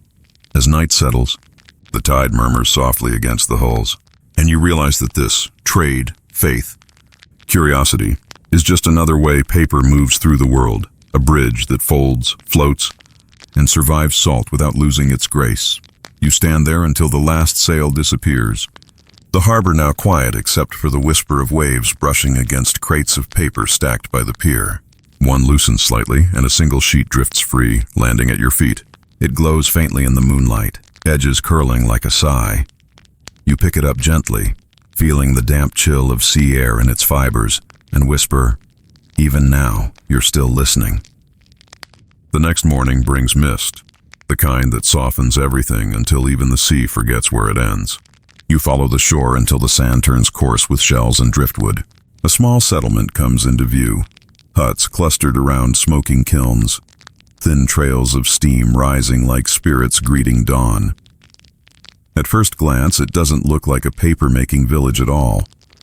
But as you draw closer, you notice something. Every fence, every wall, every roof beam is patched with sheets of pale washi, some painted, some plain, fluttering gently in the wind like ghostly flags. A woman stirring dye in a clay pot calls out to you, "Careful where you step. The paper here works harder than people." You laugh softly, but she's not joking. The paper sheets act as weatherproofing, curtains, even temporary doors. "When storms come," she says, "we trust washi more than wood." A mainstream fact. In coastal Japan, especially in regions like Tosa and Echizen, washi wasn't just for writing. It was building material. Tougher sheets were used for lanterns, walls, umbrellas, and sliding doors, shoji. When treated with oil or persimmon tannin, kakishibu, the paper became water-resistant, translucent, and nearly indestructible. The woman lifts a sheet from a vat filled with persimmon liquid. The smell is tangy sweet, almost like vinegar and smoke. She holds it to the sun. Look, the color deepens like autumn leaves. You see the fibers glowing amber, the light passing through them warmly. She hangs the sheet to dry beside dozens of others, each swaying like slow waves. "The sea tries every year to eat our houses," she says, tightening the rope, "but it's never beaten paper yet." You help her steady the rack as the wind rises. The sound is delicate, a rustle that feels alive, as if the sheets are whispering about storms past. She offers you tea brewed from seaweed and barley, its flavor salty and earthy. "You're following paper, aren't you?" she asks. You nod, surprised. "Everyone who comes here follows something. Some follow gods, others gold. You follow the way things last." A fringe tidbit, local superstition held that paper soaked in persimmon tannin carried blessings of longevity. Fishermen often wrapped small charms of oiled washi in their nets, believing it would teach the rope to float. She shows you one tied above her door, a strip hardened into a reddish amber with 3 brush strokes. Stay, see, home. You sip the tea, the warmth steadying you. Around you, the villagers work with calm precision, coating, drying, folding, testing. One man smooths paper over a bamboo frame shaping an umbrella. Another repairs a lantern torn by last night's wind. The flame inside flickers, turning the oiled paper into soft honey-colored light. He catches your gaze. "People think lanterns chase darkness," he says, "but they really teach it to behave." Historians still argue whether persimmon-treated washi began as art or survival. Some say it was necessity, a way to waterproof fragile walls. Others insist it was aesthetics, a pursuit of light that could breathe. Either way, it turned villages like this into living canvases of amber and gold. You spend the afternoon helping coat more sheets. The process is slow and rhythmic. Dip, lift, hang, wipe. Your hands soon smell of fruit and salt. When you glance at your reflection in a drying sheet, it wavers slightly, like your face is learning to live between paper and air. At sunset, the village gathers near the shore. They light paper lanterns, hundreds of them, and set them afloat on the tide. The sight is breathtaking, a drifting constellation, gold dots shimmering across dark water. Children laugh and chase reflections. Elders bow quietly as each lantern drifts away. The woman from earlier stands beside you, her hands clasped. "Every year we send a few to sea," she says, "for the ones who didn't come back, and to thank the paper that shelters us." You ask her if she ever worries the lanterns will sink. She smiles. "They always do." That's the point. Nothing floats forever, but the light teaches us how to let go gently. The lanterns drift farther, smaller, until they blend with the stars. A breeze carries the faint smell of persimmon and sea salt over the waves. Somewhere behind you, the kilns crackle softly, drying tomorrow's sheets. The next generation of walls, umbrellas and prayers. You realize, standing there with the tide touching your ankles, that washi was never just meant for words or art. It was a promise that even the thinnest layer of human care could stand against wind, water, and time. When you finally turn to leave, the woman presses a folded lantern into your hands. "Carry this inland," she says. "If you ever feel lost, light it. It won't burn long, but it'll burn true." You nod. The paper feels slightly tacky from oil, but firm, resilient. You can already imagine the glow it will give. Small, golden, stubborn against darkness. As you walk away, the waves murmur against the shore, carrying the last of the lanterns out to sea, fragile, flickering but still alight. You leave the sea behind, its lanterns fading into memory, and take the inland road that winds through cedar forests. The air grows cooler, heavier with resin. Every step feels like walking through an inkwash painting, shades of gray and green melting into mist. Somewhere ahead, faint hammering echoes. You follow the sound and soon find another workshop, this one built half into the hillside. Its roof is mossy, its windows fogged. Inside, men and women pound bark with long mallets, their rhythm steady and deep. But here, the bark isn't mulberry. It's something darker, coarser, almost metallic in scent. A young apprentice spots you and smiles. "Not kōzo," he says proudly. "This is gampai, wild paper." He gestures toward bundles of slender branches stacked nearby. "It grows in the mountains, hard to tame. We chase it more than we farm it," he laughs, lifting a handful of bark fibers that shimmer faintly silver. "See? It makes the thinnest paper in the world. So fine it disappears in light." A mainstream fact, gampi, along with Mitsumata and kōzo, is one of Japan's 3 great paper-making plants. Gampi paper, naturally glossy and resistant to insects, was treasured for official documents, calligraphy, and woodblock prints. Unlike kōzo, gampi is wild, difficult to cultivate, unpredictable, and famously stubborn. You run your fingers over a finished sheet drying nearby. It's almost invisible, yet when you lift it, it's strong enough to hum under tension. "Feels like ghost skin," you whisper. The apprentice grins. "That's what the old ones say too. Some think it's alive." You never shout when working with it, only whisper. In the back, an older woman sits cross-legged before a shallow vat, her hair streaked white. She moves with hypnotic precision, dipping her bamboo screen into the pulp and lifting it with the ease of someone who has repeated this motion 1,000,000 times. The sheet settles across the frame like mist over water. She doesn't look up but speaks softly. Gampy doesn't forgive haste. It folds itself out of spite. You watch as she lays the sheet to dry against a wooden board. The light from the window passes through it, revealing an intricate pattern, faint veins, like those of a leaf. A quirky tidbit. Centuries ago, mountain monks used Gampy paper for ofuda, protective talismans said to bind spirits.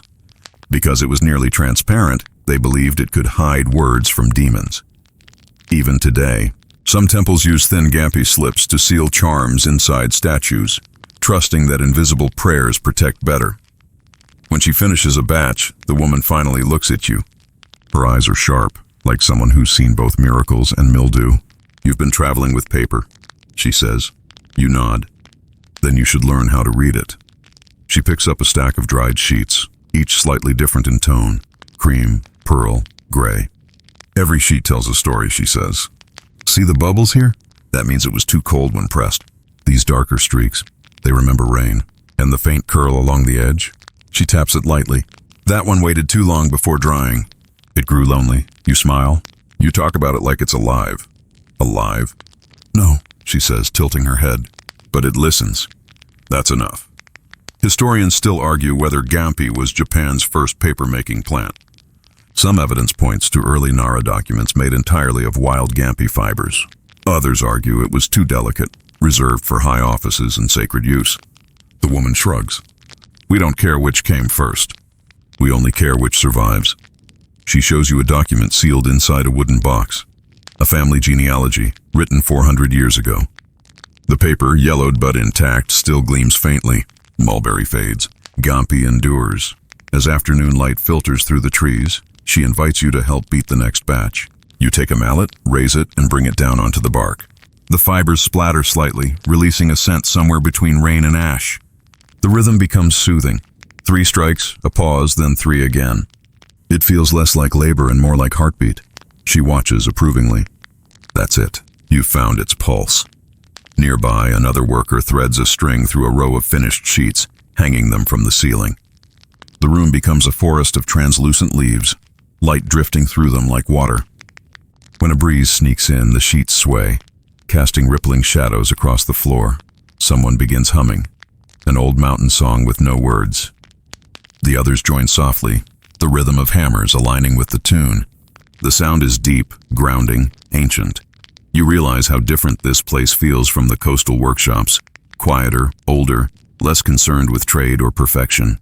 Here, paper isn't product. It's presence. The woman approaches and hands you one of the silver-tinted sheets. "Take it," she says. "Write nothing on it. Let it remember silence for once." You hold it carefully. The paper seems to hum in your palm, catching even the faintest flicker of your breath. It's light enough to float if you let go. "People think strong means thick," she says. But Gampy teaches the opposite. Strength is transparency that refuses to break. When you step outside, the mist has lifted. The mountain peaks shine in sharp relief, each capped with snow that looks like uncut paper. You glance back once, the workshop glowing softly.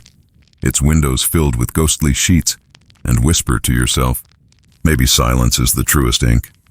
The wind answers with a sigh through the cedars, carrying the faint scent of pulp, rain, and perseverance. You travel deeper into the mountains now, where paths narrow into little more than animal trails and the streams run glass-clear over black stones. The world feels hushed here, as if it's forgotten by time. Occasionally, you pass a shrine gate swallowed by moss, or hear a woodpecker tapping like a craftsman working overtime. By evening, you reach a hamlet so small it barely counts as a place. 3 houses, a mill wheel, and a shrine shaped like a paper crane, delicate despite years of rain. Smoke curls from one chimney, smelling faintly of cedar and miso. Drawn by the scent, you approach. Inside, you find a man sitting before a low hearth. His beard is wild, his eyes sharp. On the floor beside him lies a sheet of paper unlike any you've seen. Layered, heavy, almost leathery. "Come in," he says without looking up. You smell of Gampi and the sea. You blink. You can tell that just by... He grins. Paper carries stories, and so do people. Sit. You'll want tea for what you're about to learn. He pours you a cup, smoky, bitter, and gestures to the thick sheet. This, he says, is shifu, paper woven like cloth. A mainstream fact. Shifu was a Japanese textile made by spinning washi into fine threads, then weaving them into fabric. It appeared in the Edo period, often used for durable ledgers, travelers' clothes, or ceremonial garments. The fibers were surprisingly soft yet strong enough to last generations. The man picks up a spindle and demonstrates. He slices thin strips from the paper, moistens them with sake, then twists them between his fingers until they become thread. You see? He says proudly. People think paper ends when you write on it, but paper can live on your back too. He weaves a few strands through a small loom. The sound, talk, talk, talk, echoes through the hut like a heartbeat in wood. The resulting fabric is pale, shimmering faintly, each thread holding tiny flecks of fiber like constellations. You touch it, amazed. It's softer than I expected. He nods. It breathes better than silk. Travelers wore it in summer. Bureaucrats wore it to look humble. He smirks. And monks wore it because they couldn't afford silk. You both laugh. The warmth of the fire fills the room, and for a moment you forget how cold the mountains are. A quirky tidbit. In some villages, newlyweds wove shifu together as a symbolic act, to prove they could turn fragile paper into something lasting. A surviving legend tells of a couple whose marriage ended when their loom broke mid-weave, prompting elders to declare, "Never build love on damp paper." The man chuckles when you mention it. Ah, yes, my grandmother used to say that too. But she forgot to mention, the paper must dry slowly. Rush it and it crumbles, just like people. He pulls out an old robe folded neatly in a cedar chest. The fabric is faintly yellowed but intact. My father wore this when he traveled to Edo. 50 years and not a tear. Try that with your city cotton. You examine the robe closely. The fibers catch the firelight, glowing faintly, as if every page once spun into it still whispers words. You ask whether he still weaves to sell. He shakes his head. No one buys patience anymore, too slow. Machines weave faster, but they don't hum the same songs. Historians still argue whether shifu was art or practicality. Some call it Japan's first sustainable textile. Others dismiss it as poverty's invention. But as you watch the man's hands guiding each thread, you realize those definitions miss the point. What he weaves isn't just fabric, it's continuity. Paper, he says, tightening the shuttle, is how we remember touch. Outside, wind rattles the shutters. He doesn't look up. In storms, I cover the windows with this fabric. Keeps out the cold but lets the light in. Same with grief. You sit quietly, listening to the rhythmic clack of the loom. The pattern forms slowly. Warp, weft, patience. The sound becomes almost hypnotic, as if the house itself breathes through the weave. He pauses only to refill your cup. City folk think paper dies when it burns, he muses. But when you spin it into thread, it remembers every word that could have been written on it. You smile. So, it's made of unwritten stories. He grins. Exactly. The purest kind. As night deepens, he finishes the strip of cloth and hands it to you. Take this, he says. A reminder that what's fragile can still keep you warm. You fold it carefully and slip it inside your pack. It's surprisingly light, as if woven from silence. Before you leave, he adds, if you ever meet a merchant selling paper silk, tell him to stop lying. It's shifu, and it outlives lies. You thank him and step out into the crisp mountain air. Snow begins to fall, slow, deliberate flakes that melt on the shifu cloth in your hands. Each drop darkens the weave for a second before fading, leaving no trace. You look up at the stars through the falling snow, and for the first time, they seem to blink back, small, steady, as though woven into the same patient fabric as the world. You descend from the mountains the next day, the shifu cloth folded neatly in your satchel. It feels like a soft heartbeat against your side with every step. The snow thins into rain as the road widens, and soon you find yourself walking among terrace fields where rice stalks rattle faintly in the wind, a sound like sheets of paper brushing together. By midday, you reach a town surrounded by low fences and rows of willow trees. At its center stands a gate painted in bright vermilion, and beyond it, laughter and music spill into the street. You follow the sound to discover something unexpected. an outdoor market entirely devoted to paper. Banners flutter overhead. Long ribbons of washi dyed indigo, gold, and scarlet. Every stall glows with sheets of different weights, textures, and scents. There are boxes of stationery, kites shaped like cranes, paper fans painted with scenes of the moon, and even folded dolls no bigger than your thumb. Children dart between the aisles, waving pinwheels that flash in the sunlight. You pause beside a woman selling handmade fans. She looks up with a knowing smile. "First time to paper fair?" she asks. You nod, amazed. "I didn't know such a thing existed." "Oh, it's our town's pride," she says. "Every spring before the rains, we celebrate the art that keeps us dry, fed, and entertained." A mainstream fact, paper festivals, or kami matsuri, have been held in Japan for centuries. Some originated as offerings to Kawakami Daimijin, the river deity said to guard papermakers. Others evolved into local trade fairs, where artisans showcase new dyes, textures, or embossing methods, a mix of religion and economy, devotion and display. The woman unfolds a fan and waves it gently. The paper ripples like silk. "This one's from Ekizan," she says. "The river there is blessed. Even the fish swim more politely." You laugh, but she continues earnestly. "No, really. The water is so pure that paper from there shines differently. The gods must have dipped their fingers in it." You wander deeper into the fair. A stall sells kayagami, printed paper with bright repeating patterns of cranes and plum blossoms. Another displays rakusuisher, paper with holes formed by falling water droplets, delicate as lace. Nearby, a calligrapher performs in front of a crowd, his brush dancing across a sheet taller than himself. Each stroke lands with a flourish, the ink shining briefly before drying matte. The audience exhales in collective awe, as if they just watched the spirit appear and vanish. A quirky tidbit. Edo period fairs often featured contests where artisans raced to fold intricate shapes fastest. The winner's origami cranes were said to bring luck if placed near a newborn's cradle. You watch a similar game now, a young girl folding a paper frog with blinding speed. When she flicks its back, it hops perfectly. The crowd cheers. Her grin is pure sunlight.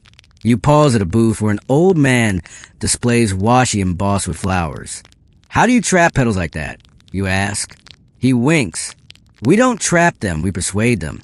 He explains how petals are pressed between two thin layers of pulp, the fibers sealing them in place like amber. "You must lift them before they drown," he says softly. The paper glows with soft veins of pink and white.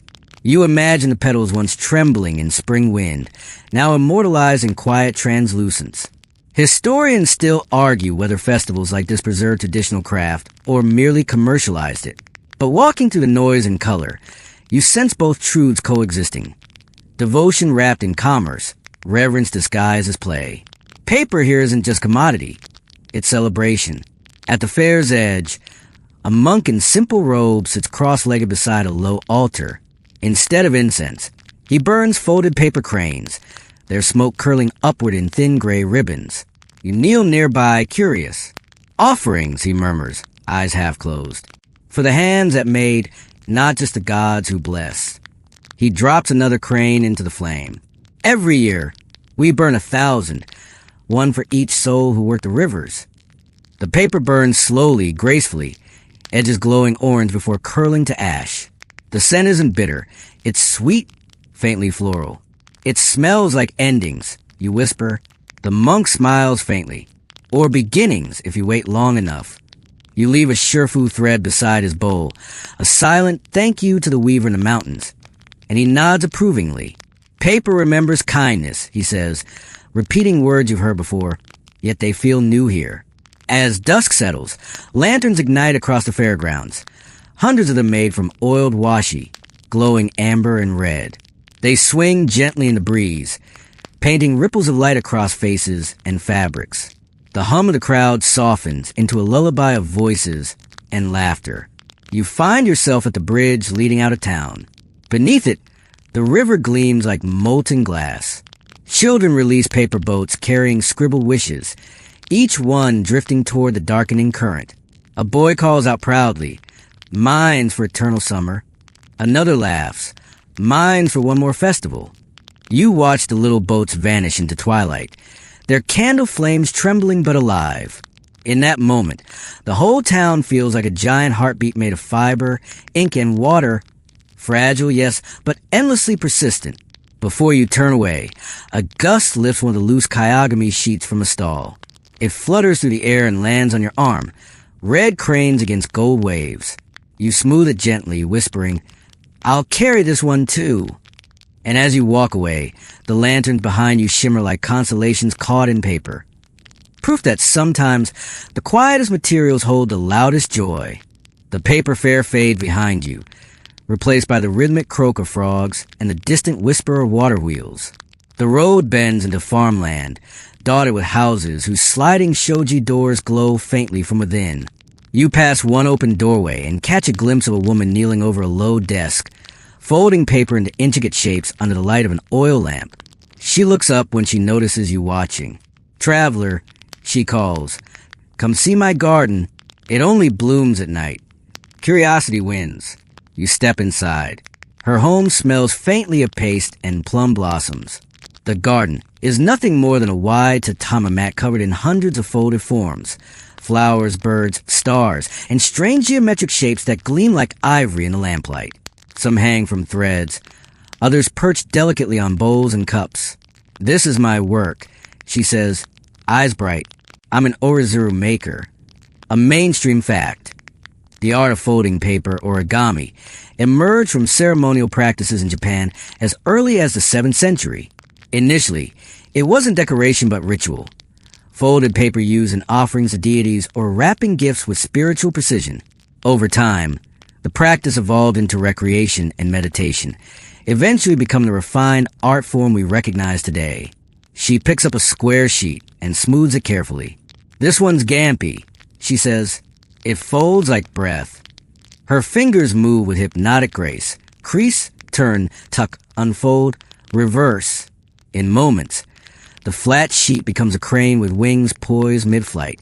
"There," she murmurs. "Now it just needs air to remember."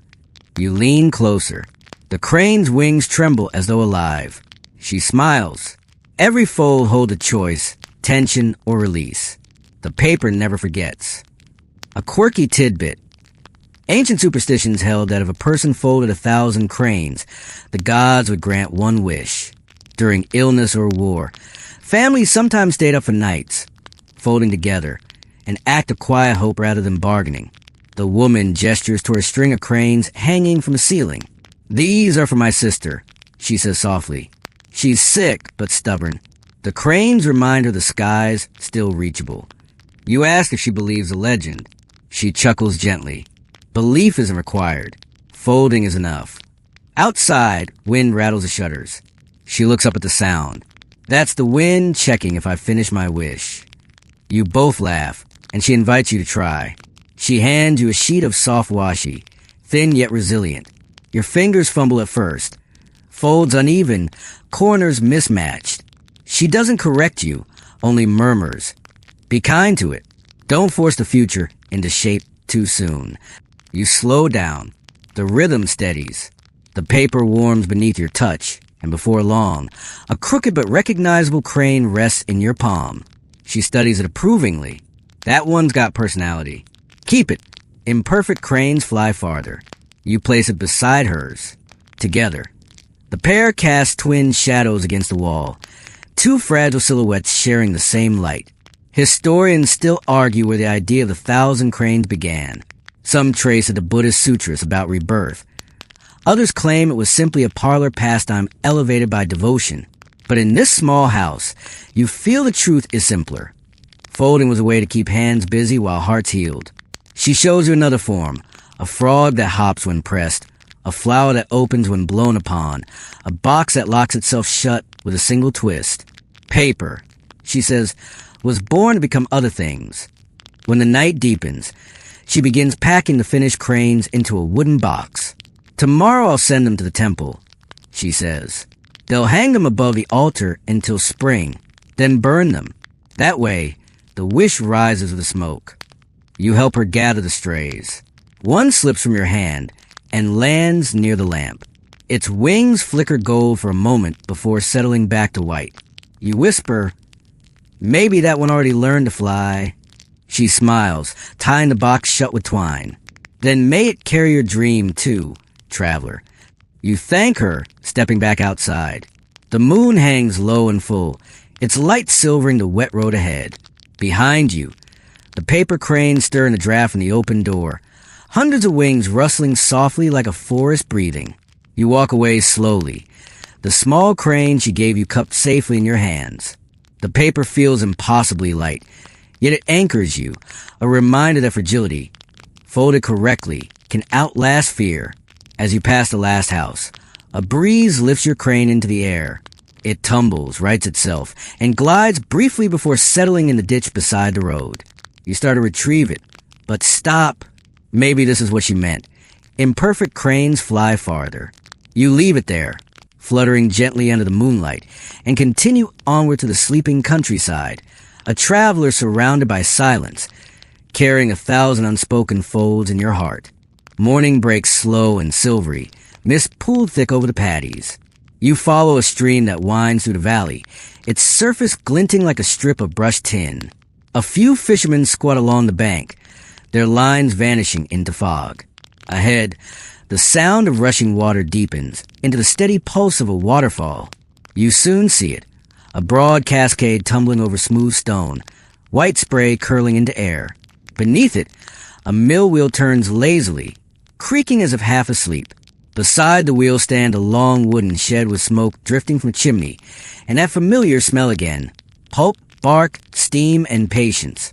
Inside, a woman in a linen apron is scraping wet pulp into fine lines on a wide sheet of mesh. Her movements are quick, sure rhythmic.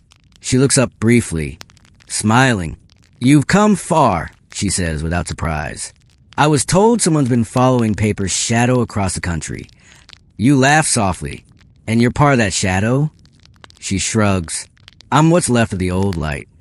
She gestures toward the open door. "We use the waterfall water, cold enough to keep the fibers honest. A mainstream fact. In Japan's papermaking heartlands, Ekizen, Tosa, and Mino, waterfalls and mountain springs were sacred. The freezing temperatures helped separate impurities in pulp, while constant flow prevented bacteria and mold. Some craftsmen claimed the water's purity lent spiritual power to their paper. She lets you watch as she pours the slurry into the vat. The fibers drift slowly, aligning themselves like minnows in a current. "It's alive, see?" she murmurs. If the water slows, it sulks. If it's too fast, it forgets to cling. The waterfall's rhythm fills the room, deep and even. You realize the entire workshop hums in time with it. The dripping ladles, the brushing hands, the thump of the wheel outside. It feels like standing inside a giant heartbeat. She offers you a ladle and nods toward another vat. "Try," she says. You dip the tool into the pulp. It's colder than you expect, sharp as melted snow. You pour over the mesh screen and watch the fibers spread. "Too thin," she says kindly. "Again." You try again, slower this time, letting the pulp swirl before settling. The fibers cling together this time, weaving into a faint shimmer. She lifts the screen and lets the water drain. "Now watch," she says. The sheet clings like lace to the frame. If it holds when wet, it will hold when written upon. A quirky tidbit. Artisans used to say the best paper could withstand a night beneath a waterfall without dissolving. Apprentices would secretly test this legend, sneaking out after dark to place their new sheets under the torrent. Most returned shredded. A few came back intact, earning a place in the master's pride and a new nickname, Waterproof Fool. You grin at the image and ask whether she ever tried. She smiles slyly. "I did, once. It didn't survive, but neither did my doubt." She spreads a sheet on a board near the hearth to dry. The faint warmth makes it curl slightly, glowing at the edges. "This paper," she says, "is meant for sutras. Words read aloud so softly the ink barely stirs." Historians still argue whether religious texts were the first true art papermaking or simply its earliest patrons. Temples preserved the craft, commissioning huge sutra projects, but many believe devotion alone wasn't enough. It was the artisan's pride, They're reverent for process that sanctified it. She walks to a small shelf and pulls down a bound volume wrapped in faded indigo cloth. Inside are handwritten Buddhist prayers, ink faded to brown but perfectly legible. My grandmother made these sheets, she says. The monks said they'd last 1,000 years. I don't think they were wrong. You trace a line of writing with your finger. The ink lies flat, absorbed but not bled. The texture feels alive, soft, fibrous, yet steady. She worked here too, you ask. Yes, she says, and her mother before her. We call this workshop Kamisato the Paper Falls. She opens a side door that overlooks the cascade. Mist rolls through, wetting your face. Every morning we bow to the water before we work, she says. Without it, we're just people hitting bark. You both stand there quietly. The waterfall thunders, yet somehow it feels gentle. Not noise, but constancy. She finally turns and presses a small square of paper into your hands. A fragment, she says. Not perfect. It tore when I lifted it, but it still holds light. Keep it. That's all perfection is. The part that remains.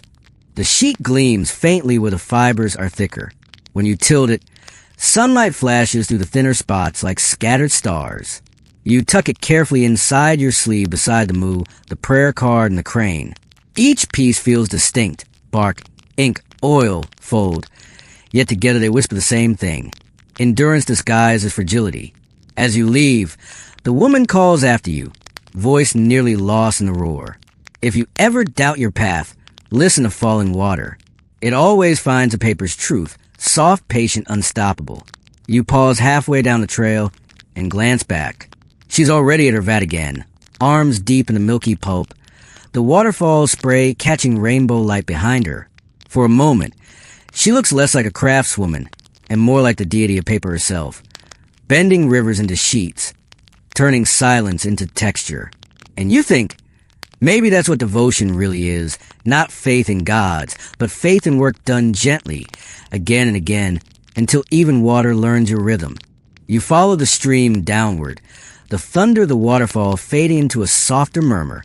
The land opens into a plain where reeds sway, tall and pale, their feathery heads brushing the sky. The air smells faintly of ash and new grass.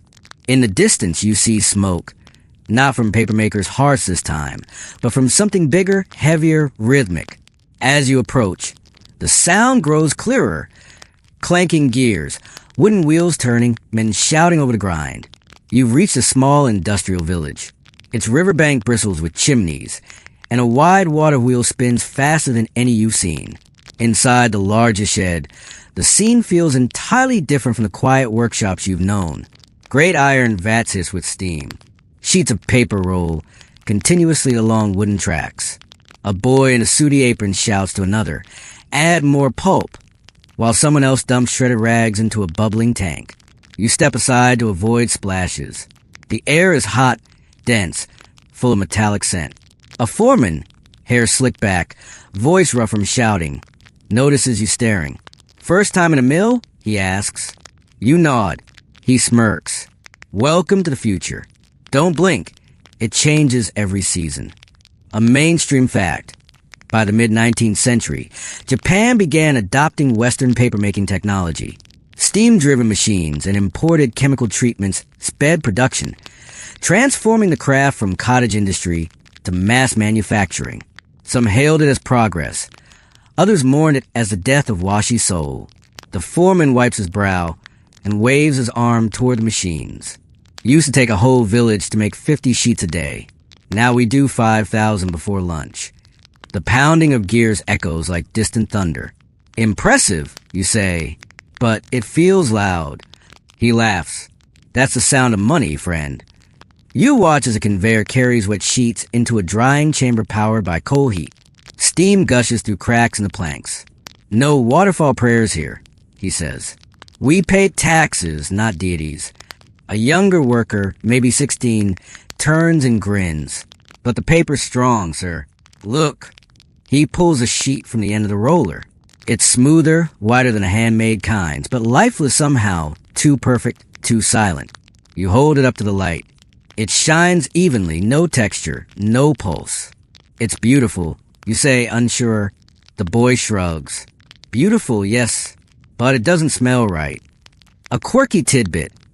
Early machine-made paper was so chemically bleached that monks refused to use it for sutras, claiming the spirits couldn't read words printed on something that had lost its scent of water. Some temples even banned such sheets, demanding handmade washi instead. The foreman notices your hesitation. Don't romanticize blisters, he says. Progress means no one's hands crack in winter anymore. No more pounding bark till your bones ache. He gestures toward the vats. These machines are mercy dressed as noise. You glance around at the workers. Some move with practiced rhythm. Others look weary, pale. The old slow songs of papermakers are gone, replaced by the clatter of gears and the hiss of valves. Yet there's a strange grace here too, a kind of choreography in the chaos. See, the foreman says, the machine doesn't erase skill. It demands new ones. Timing, maintenance, precision. Paper still punishes the careless. He shows you the finished rolls stacked along the wall. Great cylinders taller than a man. The edges gleam. These go to Tokyo.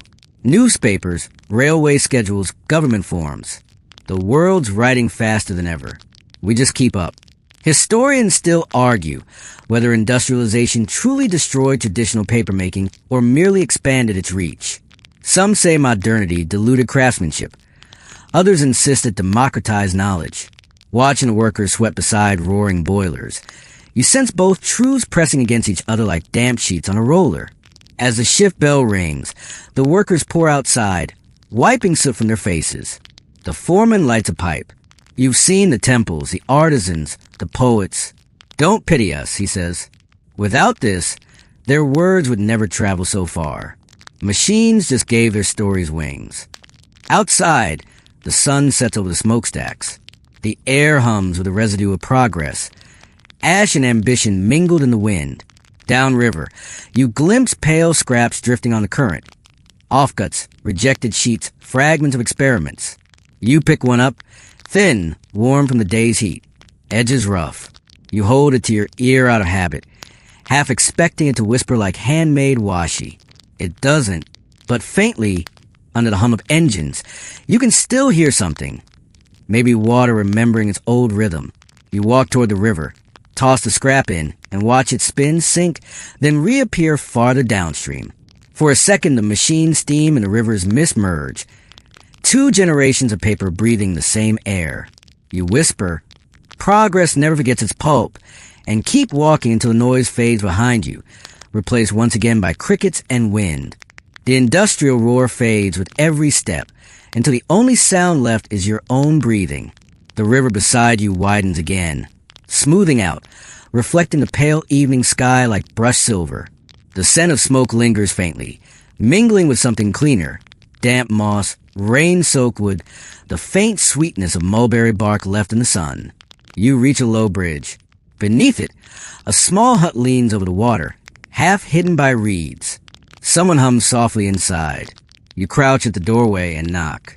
A man's voice replies, slow and amused, "If you're here to buy, I don't sell. If you're here to listen, come in." Inside, the space is cluttered but peaceful. Shelves stacked with ancient books, rolls of old paper, fragments pressed under glass.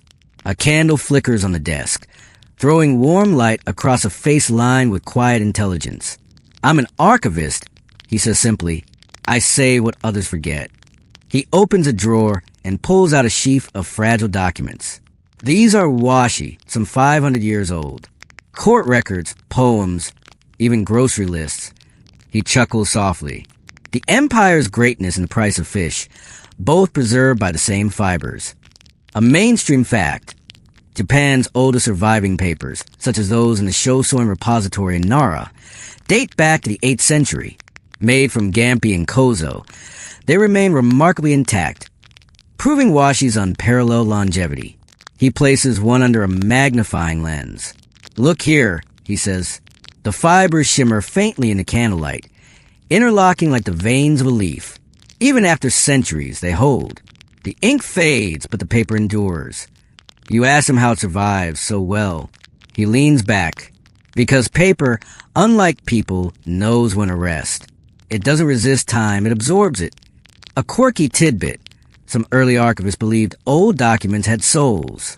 When a scroll decayed, they held small funerals for it, complete with incense, sutras, and offerings of new sheets to rebirth the old words. He smiles when you mention it. We still do that here once a year. 1,000 papers burned, 1,000 saved. It's less ritual, more reminder. He pours tea and continues. The hardest part isn't preserving the paper. It's preserving meaning. Ink fades differently. Calligraphy stretches as humidity changes. Some words die quietly between fibers. Others linger like ghosts. He lifts a scrap of darkened parchment, its edges singed. This one came from a fire in Edo, 1845. The text is gone, but the ash pattern left behind forms something like clouds. Scholars argue whether it's art or accident. I say it's both. Historians still argue whether preservation is an act of reverence or control. Should we keep what time wants to forget, or let decay do its work? The archivist shrugs. I just make sure tomorrow still has yesterday's fingerprints. He hands you another document, a letter written in looping kana. Love letter, he says. 17th century. Listen to this. He reads softly. I press my thoughts into paper, hoping it might remember my warmth. If it forgets, let the fibers at least dream of my hand.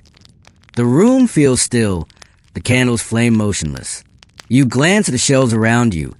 Hundreds of stories, all sleeping quietly but not dead. He takes a sip of tea. The funny thing about paper, he says, is that it doesn't age evenly. The outer layer is yellow. The inside stays young. Sometimes I cut a ruined page open and find the heart still white, still smelling faintly of rain. You asked how long he's been doing this. He chuckles. Long enough that the papers remember me better than I remember myself. He stands and walks to a window overlooking the river. I keep them here because the humidity is kind. Not too wet, not too dry. When the air changes, they complain, creak, curl, whisper. You can tell when history feels neglected. You lean beside him, watching moonlight ripple over the water. You've seen everything paper can be. You say, writing, folding, weaving, burning, forgetting. What do you think it means? He pauses for a long time, then says quietly, it means we try to make permanence out of touch. He turns back to his desk, rolls up the letter, and ties it with a silk thread. Here, he says, take this. It's not original, just my copy. But the fibers are from the same valley as the first one. You hesitate. Why give it away? Because paper lives longer when it keeps traveling, he says. Locked away, it suffocates. In motion, it breathes. You bow slightly, accepting the gift. The sheet is warm from his hands, the ink faintly raised.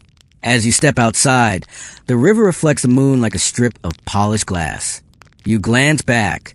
The archivist is already bent over another document, his candle flickering.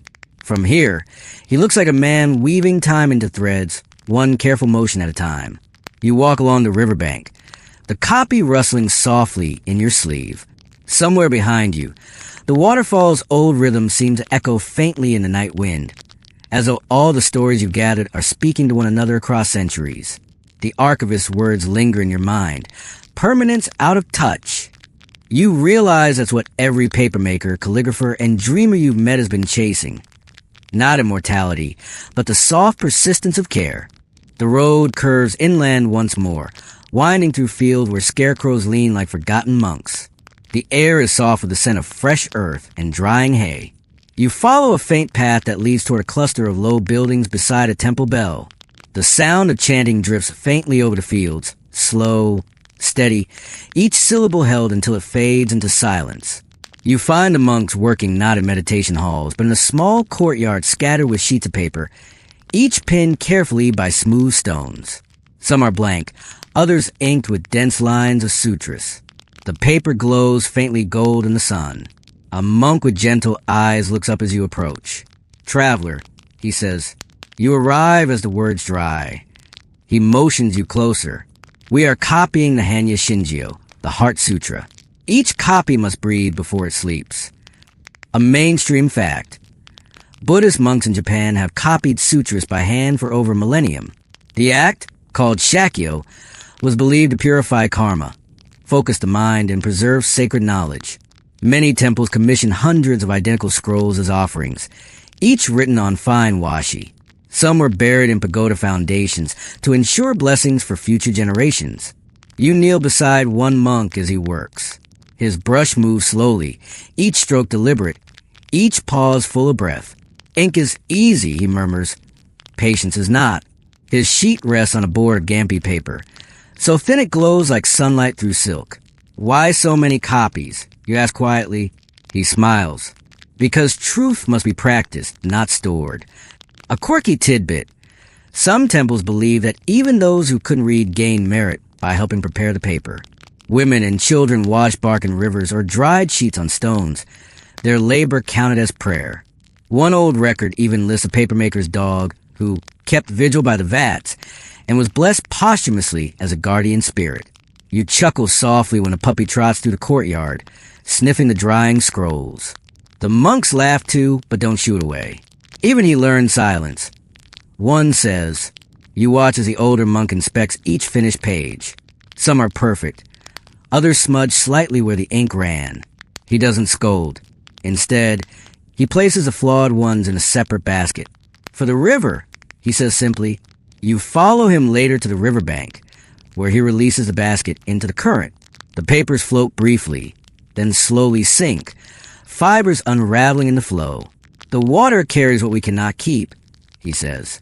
Historians still argue whether the river offering was symbolic or practical, a way to dispose of failed work respectfully. Either way, it turned imperfection into ceremony, acknowledging that not every word deserves permanence, yet every effort deserves reverence. The monk hands you a still damp copy of the sutra. Take this one, he says. It bled at the corner, but the meaning remains intact. You unfold it carefully. The characters are soft-edged, slightly blurred where water touched them, as if the paper itself had cried. You sit with him a while, beneath a maple tree. He speaks slowly, like someone translating the wind. People think prayer lives in temples, but sometimes it hides in paper, in the grain, in the waiting, in the way fibers cling together. You glance at the rows of drying sheets glowing under the sun. They look less like pages and more like fields of quiet light, each carrying a fragment of stillness. He continues, we used to believe that if one monk stopped writing, the world would forget how to listen. So we keep writing, not to fill silence, but to honor it. You look down at your own hands, remembering every fragment you've gathered, the moose scroll, the crane, the sea paper, the cloth of shurfu. They all feel connected now, threads woven by patience. As dusk falls, the monks light small candle beside the drying sheets. The flames tremble in the breeze, but hold steady. The elder monk bows to you. If you carry the sutra, carry it gently. The words are light, but they weigh eternity. You tuck the sutra carefully into your sleeve. And if it fades, you ask. He smiles. Then you'll remember the spaces between the words. The temple bell tolls once, deep and round. The sound travels across the valley like a ripple through time. You stand and bow before leaving, the last glow of day touching the papers as though blessing them anew.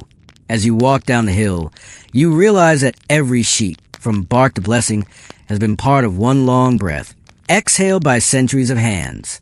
The waterfall's pulse, the weaver's rhythm, the monk's brush, all the same motion, stretched thin across time. And tonight, under the paling sky, you carry that motion inside you, soft, steady, impossible to forget. By dawn, the hills are silver and quiet again. You walk through low fog, following the river as it snakes toward the city. The water is slower here, heavier, carrying bits of pollen and driftwood. The hum of civilization grows with every step. Clattering carts, distant bells, someone shouting prices before breakfast. When you finally reach the outskirts of the capital, the sight almost startles you. Endless paper. Not just scrolls or letters, but posters nailed to posts, banners strung between rooftops, notices fluttering on every wall. The streets themselves seem to breathe ink. You pause beneath one banner painted in bold black strokes. Edo Daily News. Beneath it, A man stands behind a low wooden counter, shouting headlines. Fires in the North Quarter. A kabuki star retires. Read all about it. Fresh paper, fresh gossip. You can't help smiling. So this is what the foreman meant. Stories with wings. A mainstream fact. Japan's first newspapers, Kawarabin, emerged in the 17th century as woodblock printed bulletins.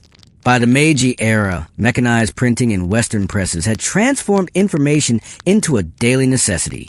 Washi gave way to mass-produced sheets, carrying the modern world's noise farther and faster than any monk's sutra. You buy a copy. The ink is still tacky, smelling faintly of soot and oil. The paper is thinner than handmade washi, but familiar under your fingers, a distant descendant of the same fibers once stirred by quiet rivers. The vendor wipes his hands on his apron. Beautiful, isn't it? He says proudly. 50 news sheets a day now. The whole city learned something before noon. You read the first line aloud, amused. Foreign ships anchor in Yokohama. The world grows closer. He nods. Closer, louder, hungrier. A quirky tidbit. The earliest Meiji-era papers sometimes included moral poems beside political news, as editors feared readers might get too agitated before sleep. The pairing of gossip and serenity was meant to maintain civic balance. You find a short verse printed in the corner of your page. Paper carries truth, but truth, too, tears easily, folded with care. The vendor grins when you show him. Ah, yes, they print that every week. People forget it by morning, but the paper remembers. You continue walking, reading as you go. Announcements for plays, markets, and marriages flutter from the walls. You realize these sheets aren't meant to last. They'll be torn down tomorrow, replaced with fresher news. Yet for a single day, they carry the city's heartbeat. Historians still argue whether modern printing liberated knowledge or drowned it in noise. But standing here, surrounded by ink and chatter, you sense that both are true. Paper, once sacred, now works overtime, less shrine, more servant. At a street corner, you find a boy gluing new posters over old ones. The layers peel at the edges, revealing fragments beneath. Last month's war updates, last year's poetry contest, perhaps even yesterday's weather. The wall has become a time-lapse of human impatience. You ask the boy what he thinks about working with paper all day. He shrugs. It's good. Soft, easy to tear. But when it rains, the city cries black. He laughs, his teeth ink-stained. You help him smooth one of the new sheets. A theater poster. The inked actors' faces gleam under the morning light. Their painted smiles both eternal and absurd. Pretty, huh? The boy says. When the show ends, they'll use these to wrap fish. You both laugh. Though something about it feels perfectly true. How every story eventually serves something humbler. By afternoon, the streets grow louder. You step into a tea house to rest. The air filled with chatter and steam. Even here, paper rules. Menus, fans, bills, receipts. A geisha in pale kimono writes notes on washi slips for guests. Each character elegant, precise. She glances up at you, curious. You look like someone who reads paper the way others read faces. You smile, maybe because both wrinkle with time. She laughs softly. Then may your wrinkles tell stories worth keeping.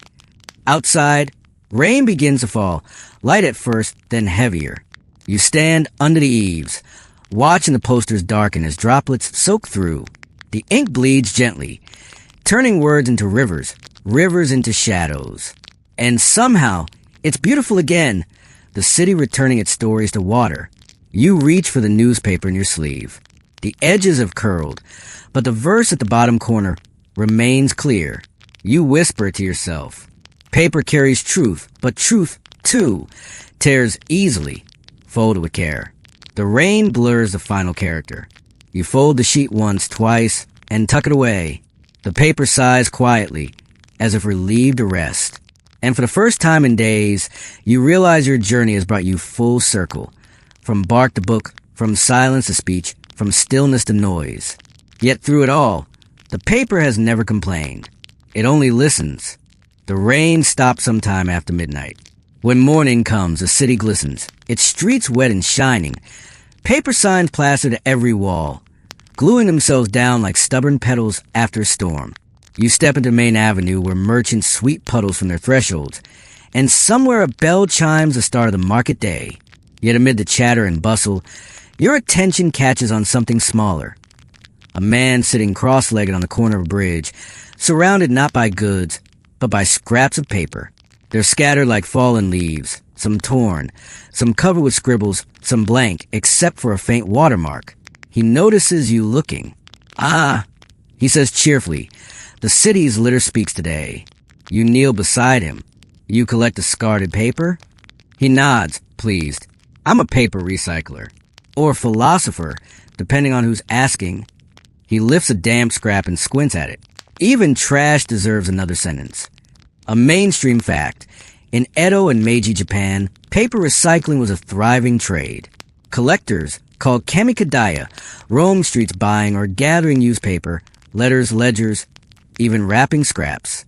These were cleaned, pulped again, and transformed into new sheets or packaging. It was both economy and ecology long, before either word became fashionable. The man gestures to a shallow basin beside him. It's filled with murky water where old paper dissolves slowly into mush. He stirs it lazily with a stick. "The trick," he says, "is knowing when to stop watching and start forgiving." You smile. "Forgiving?" He grins. "Paper only breaks down when it's ready. You rush it, you get ghosts, bits of words still clinging to the pulp, haunting the new sheet." A quirky tidbit. Some old papermakers swore reused paper carried the emotions of its previous owners. They'd mix old love letters with new bark for luck, or burn ledgers from failed shops to avoid infecting fresh batches with misfortune. The recycler shows you a handful of soggy scraps. "See here? That's a tax receipt. That one's a student's failed exam. This," he holds up a page of elegant calligraphy. "This was a poem. Too good to vanish, but too stained to save. Together they'll make new skin." He pours the mixture onto a wooden frame and shakes it gently. The fibers swirl, then settle into a faintly speckled sheet. It's not fine washi, he admits, but it's honest. Every story gets blended equally. You watch him hang the new sheet on a string between two posts. It glows faintly gray in the sunlight, mottled but strangely beautiful. Looks like a cloud remembering rain. You say. He chuckles. "Exactly. Recycled paper's a storm that decided to become sky again." Historians still argue whether Edo's recycling system was driven by virtue or necessity. Some say it reflected spiritual respect for materials. Others, simple scarcity. Either way, the result was a remarkably circular economy, one where no sheet truly died, only changed shape.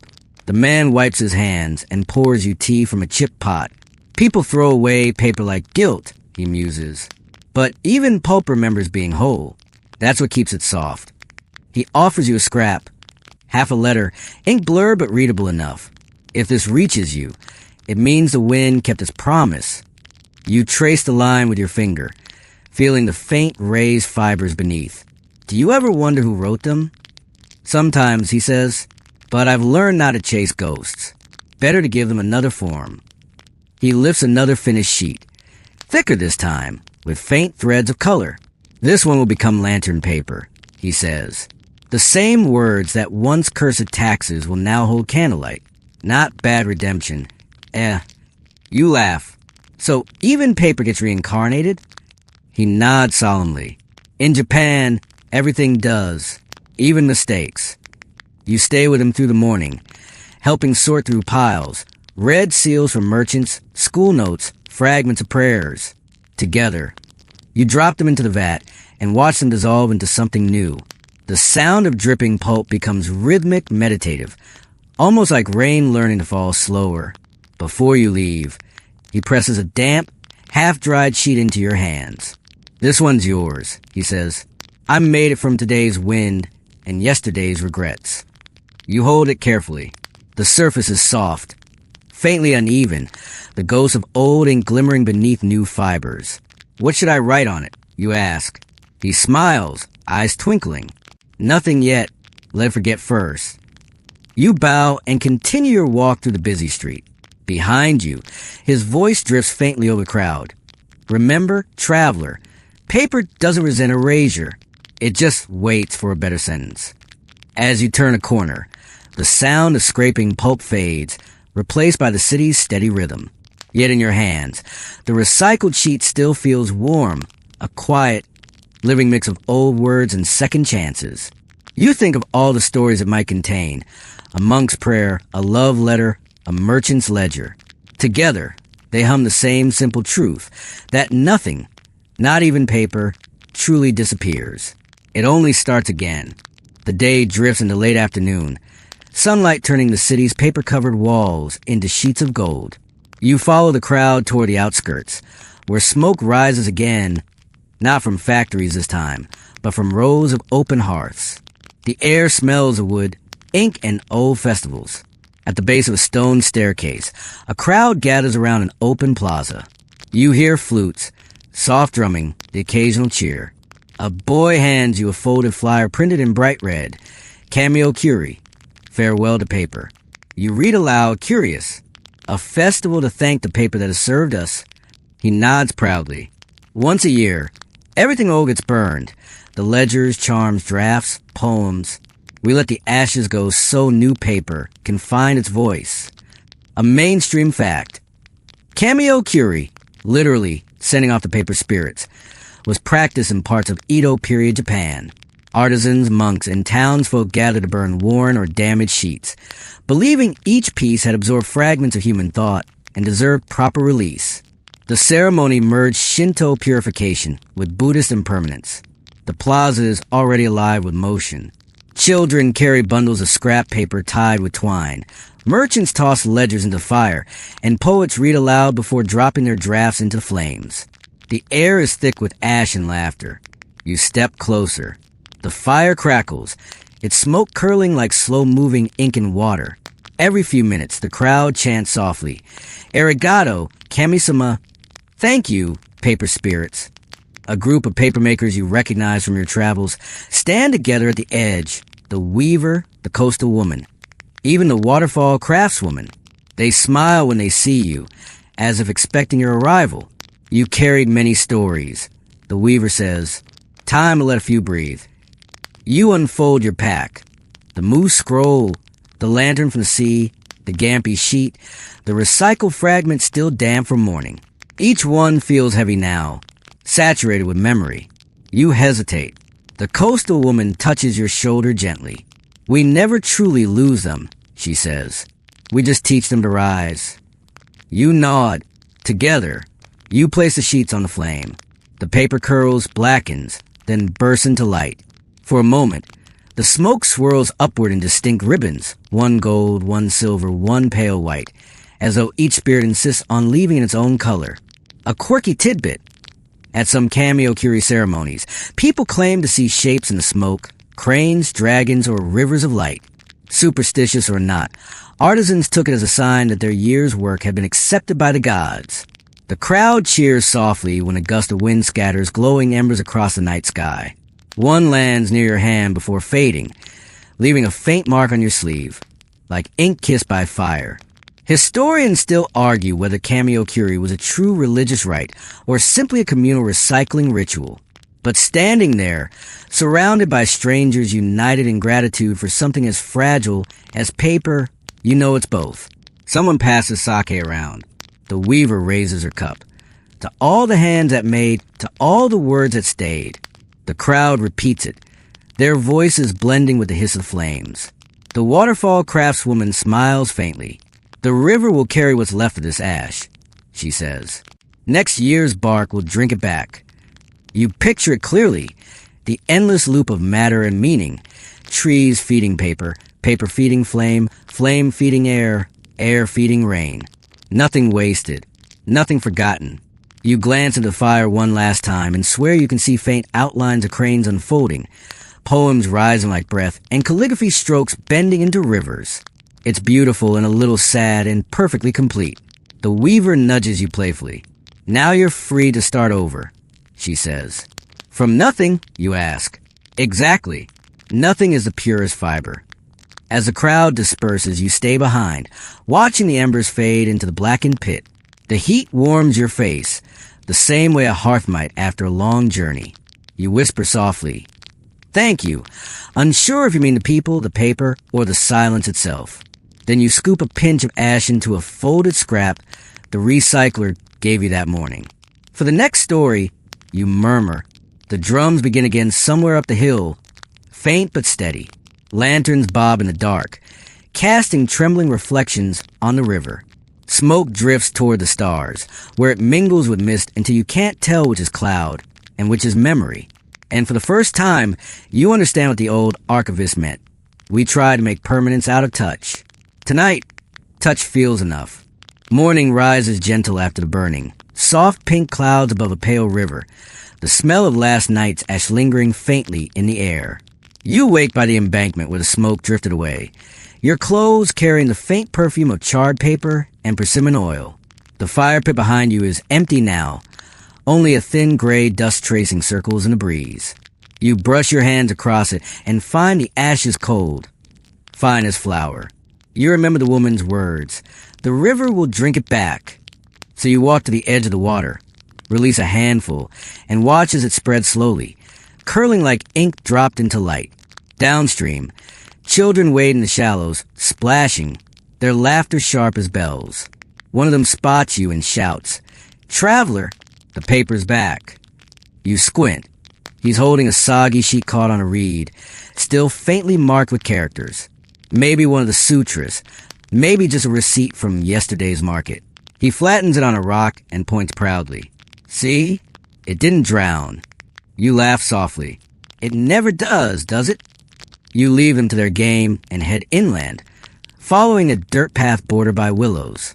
The leaves rustle in the wind like countless tiny pages turning.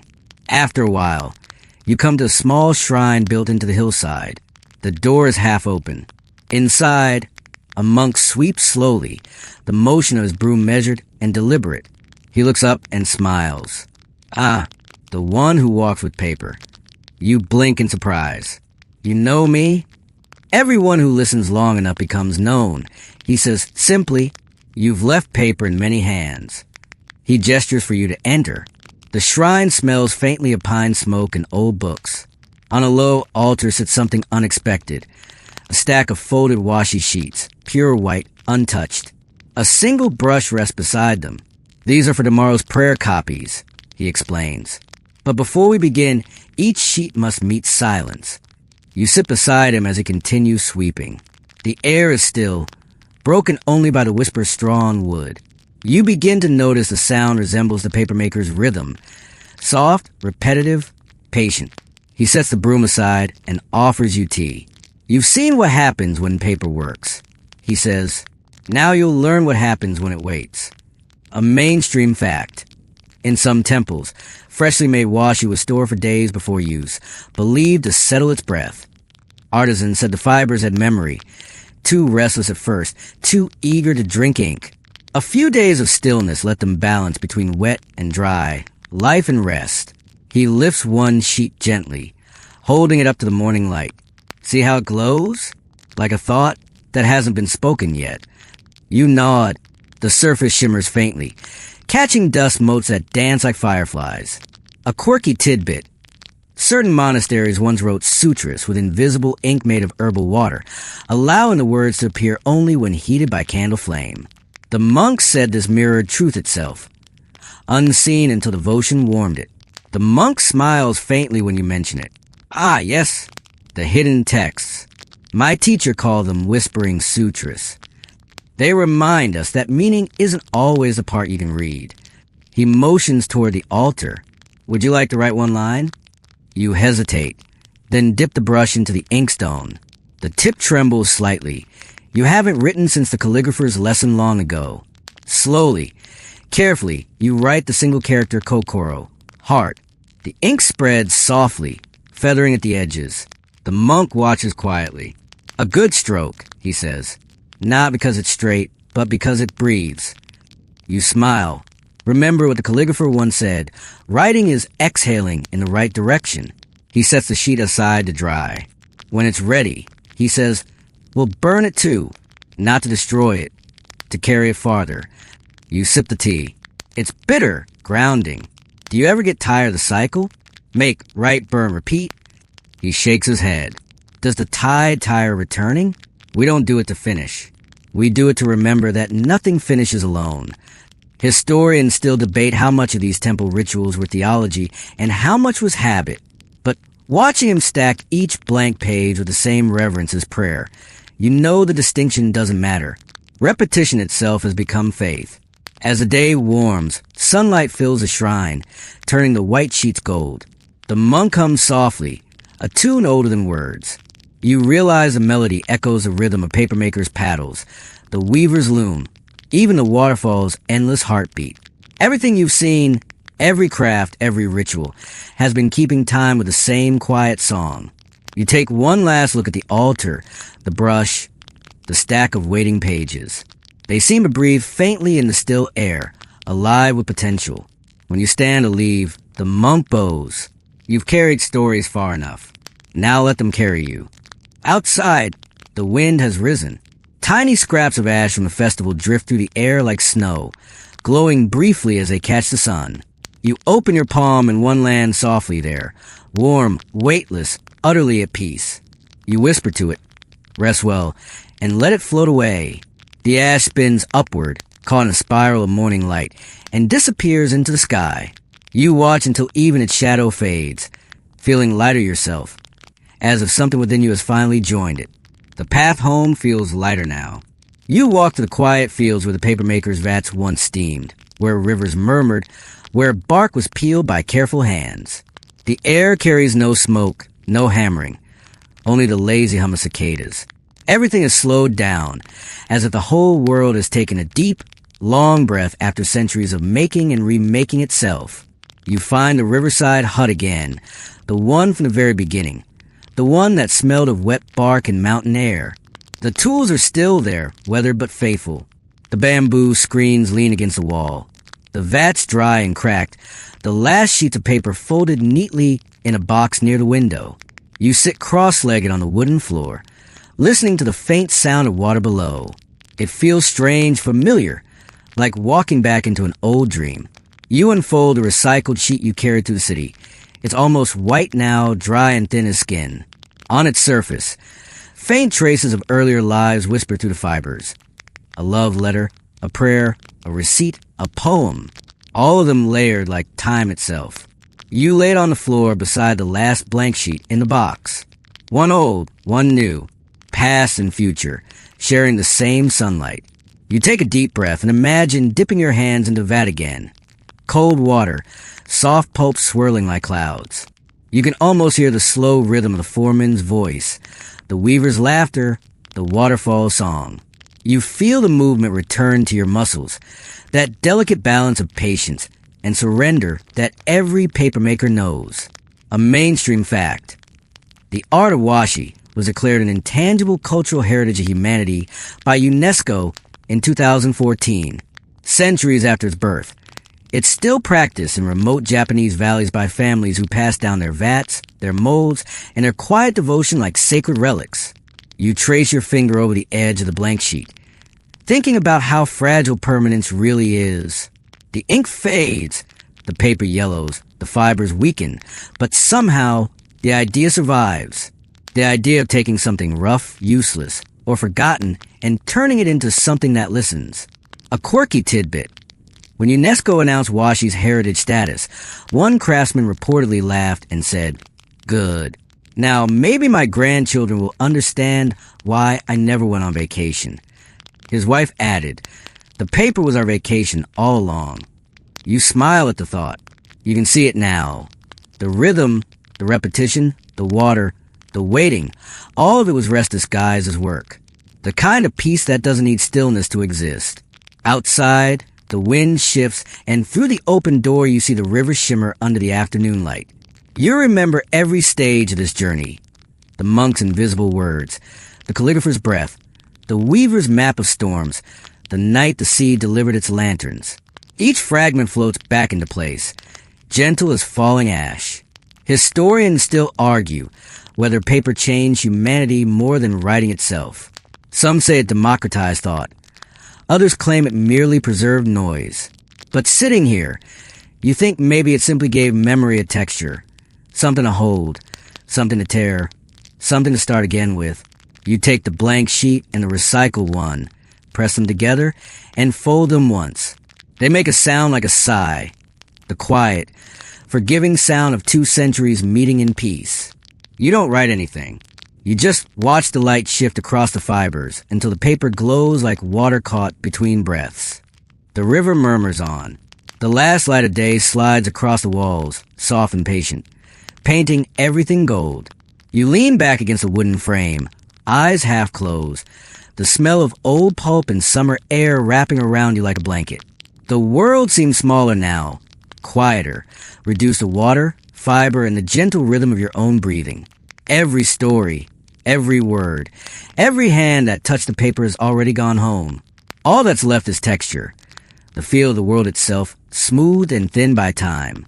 You imagine the night drifting in, cool and slow, carried with a whisper of bamboo leaves and faraway bells. The paper beside you shifts slightly in the breeze. It rustles once, softly, like it's saying something final and kind. You don't answer. You just listen. Soon the colors fade into silver. The river keeps speaking, the same way it always has, patient and endless. Your body relaxes, the edges of thought blur, and the sound becomes everything. A hush, a pulse, a lullaby of centuries. You let your eyelids fall. The fibers of memory dissolve. The story breathes one last time, and then even that grows still. Just water, just light, just rest.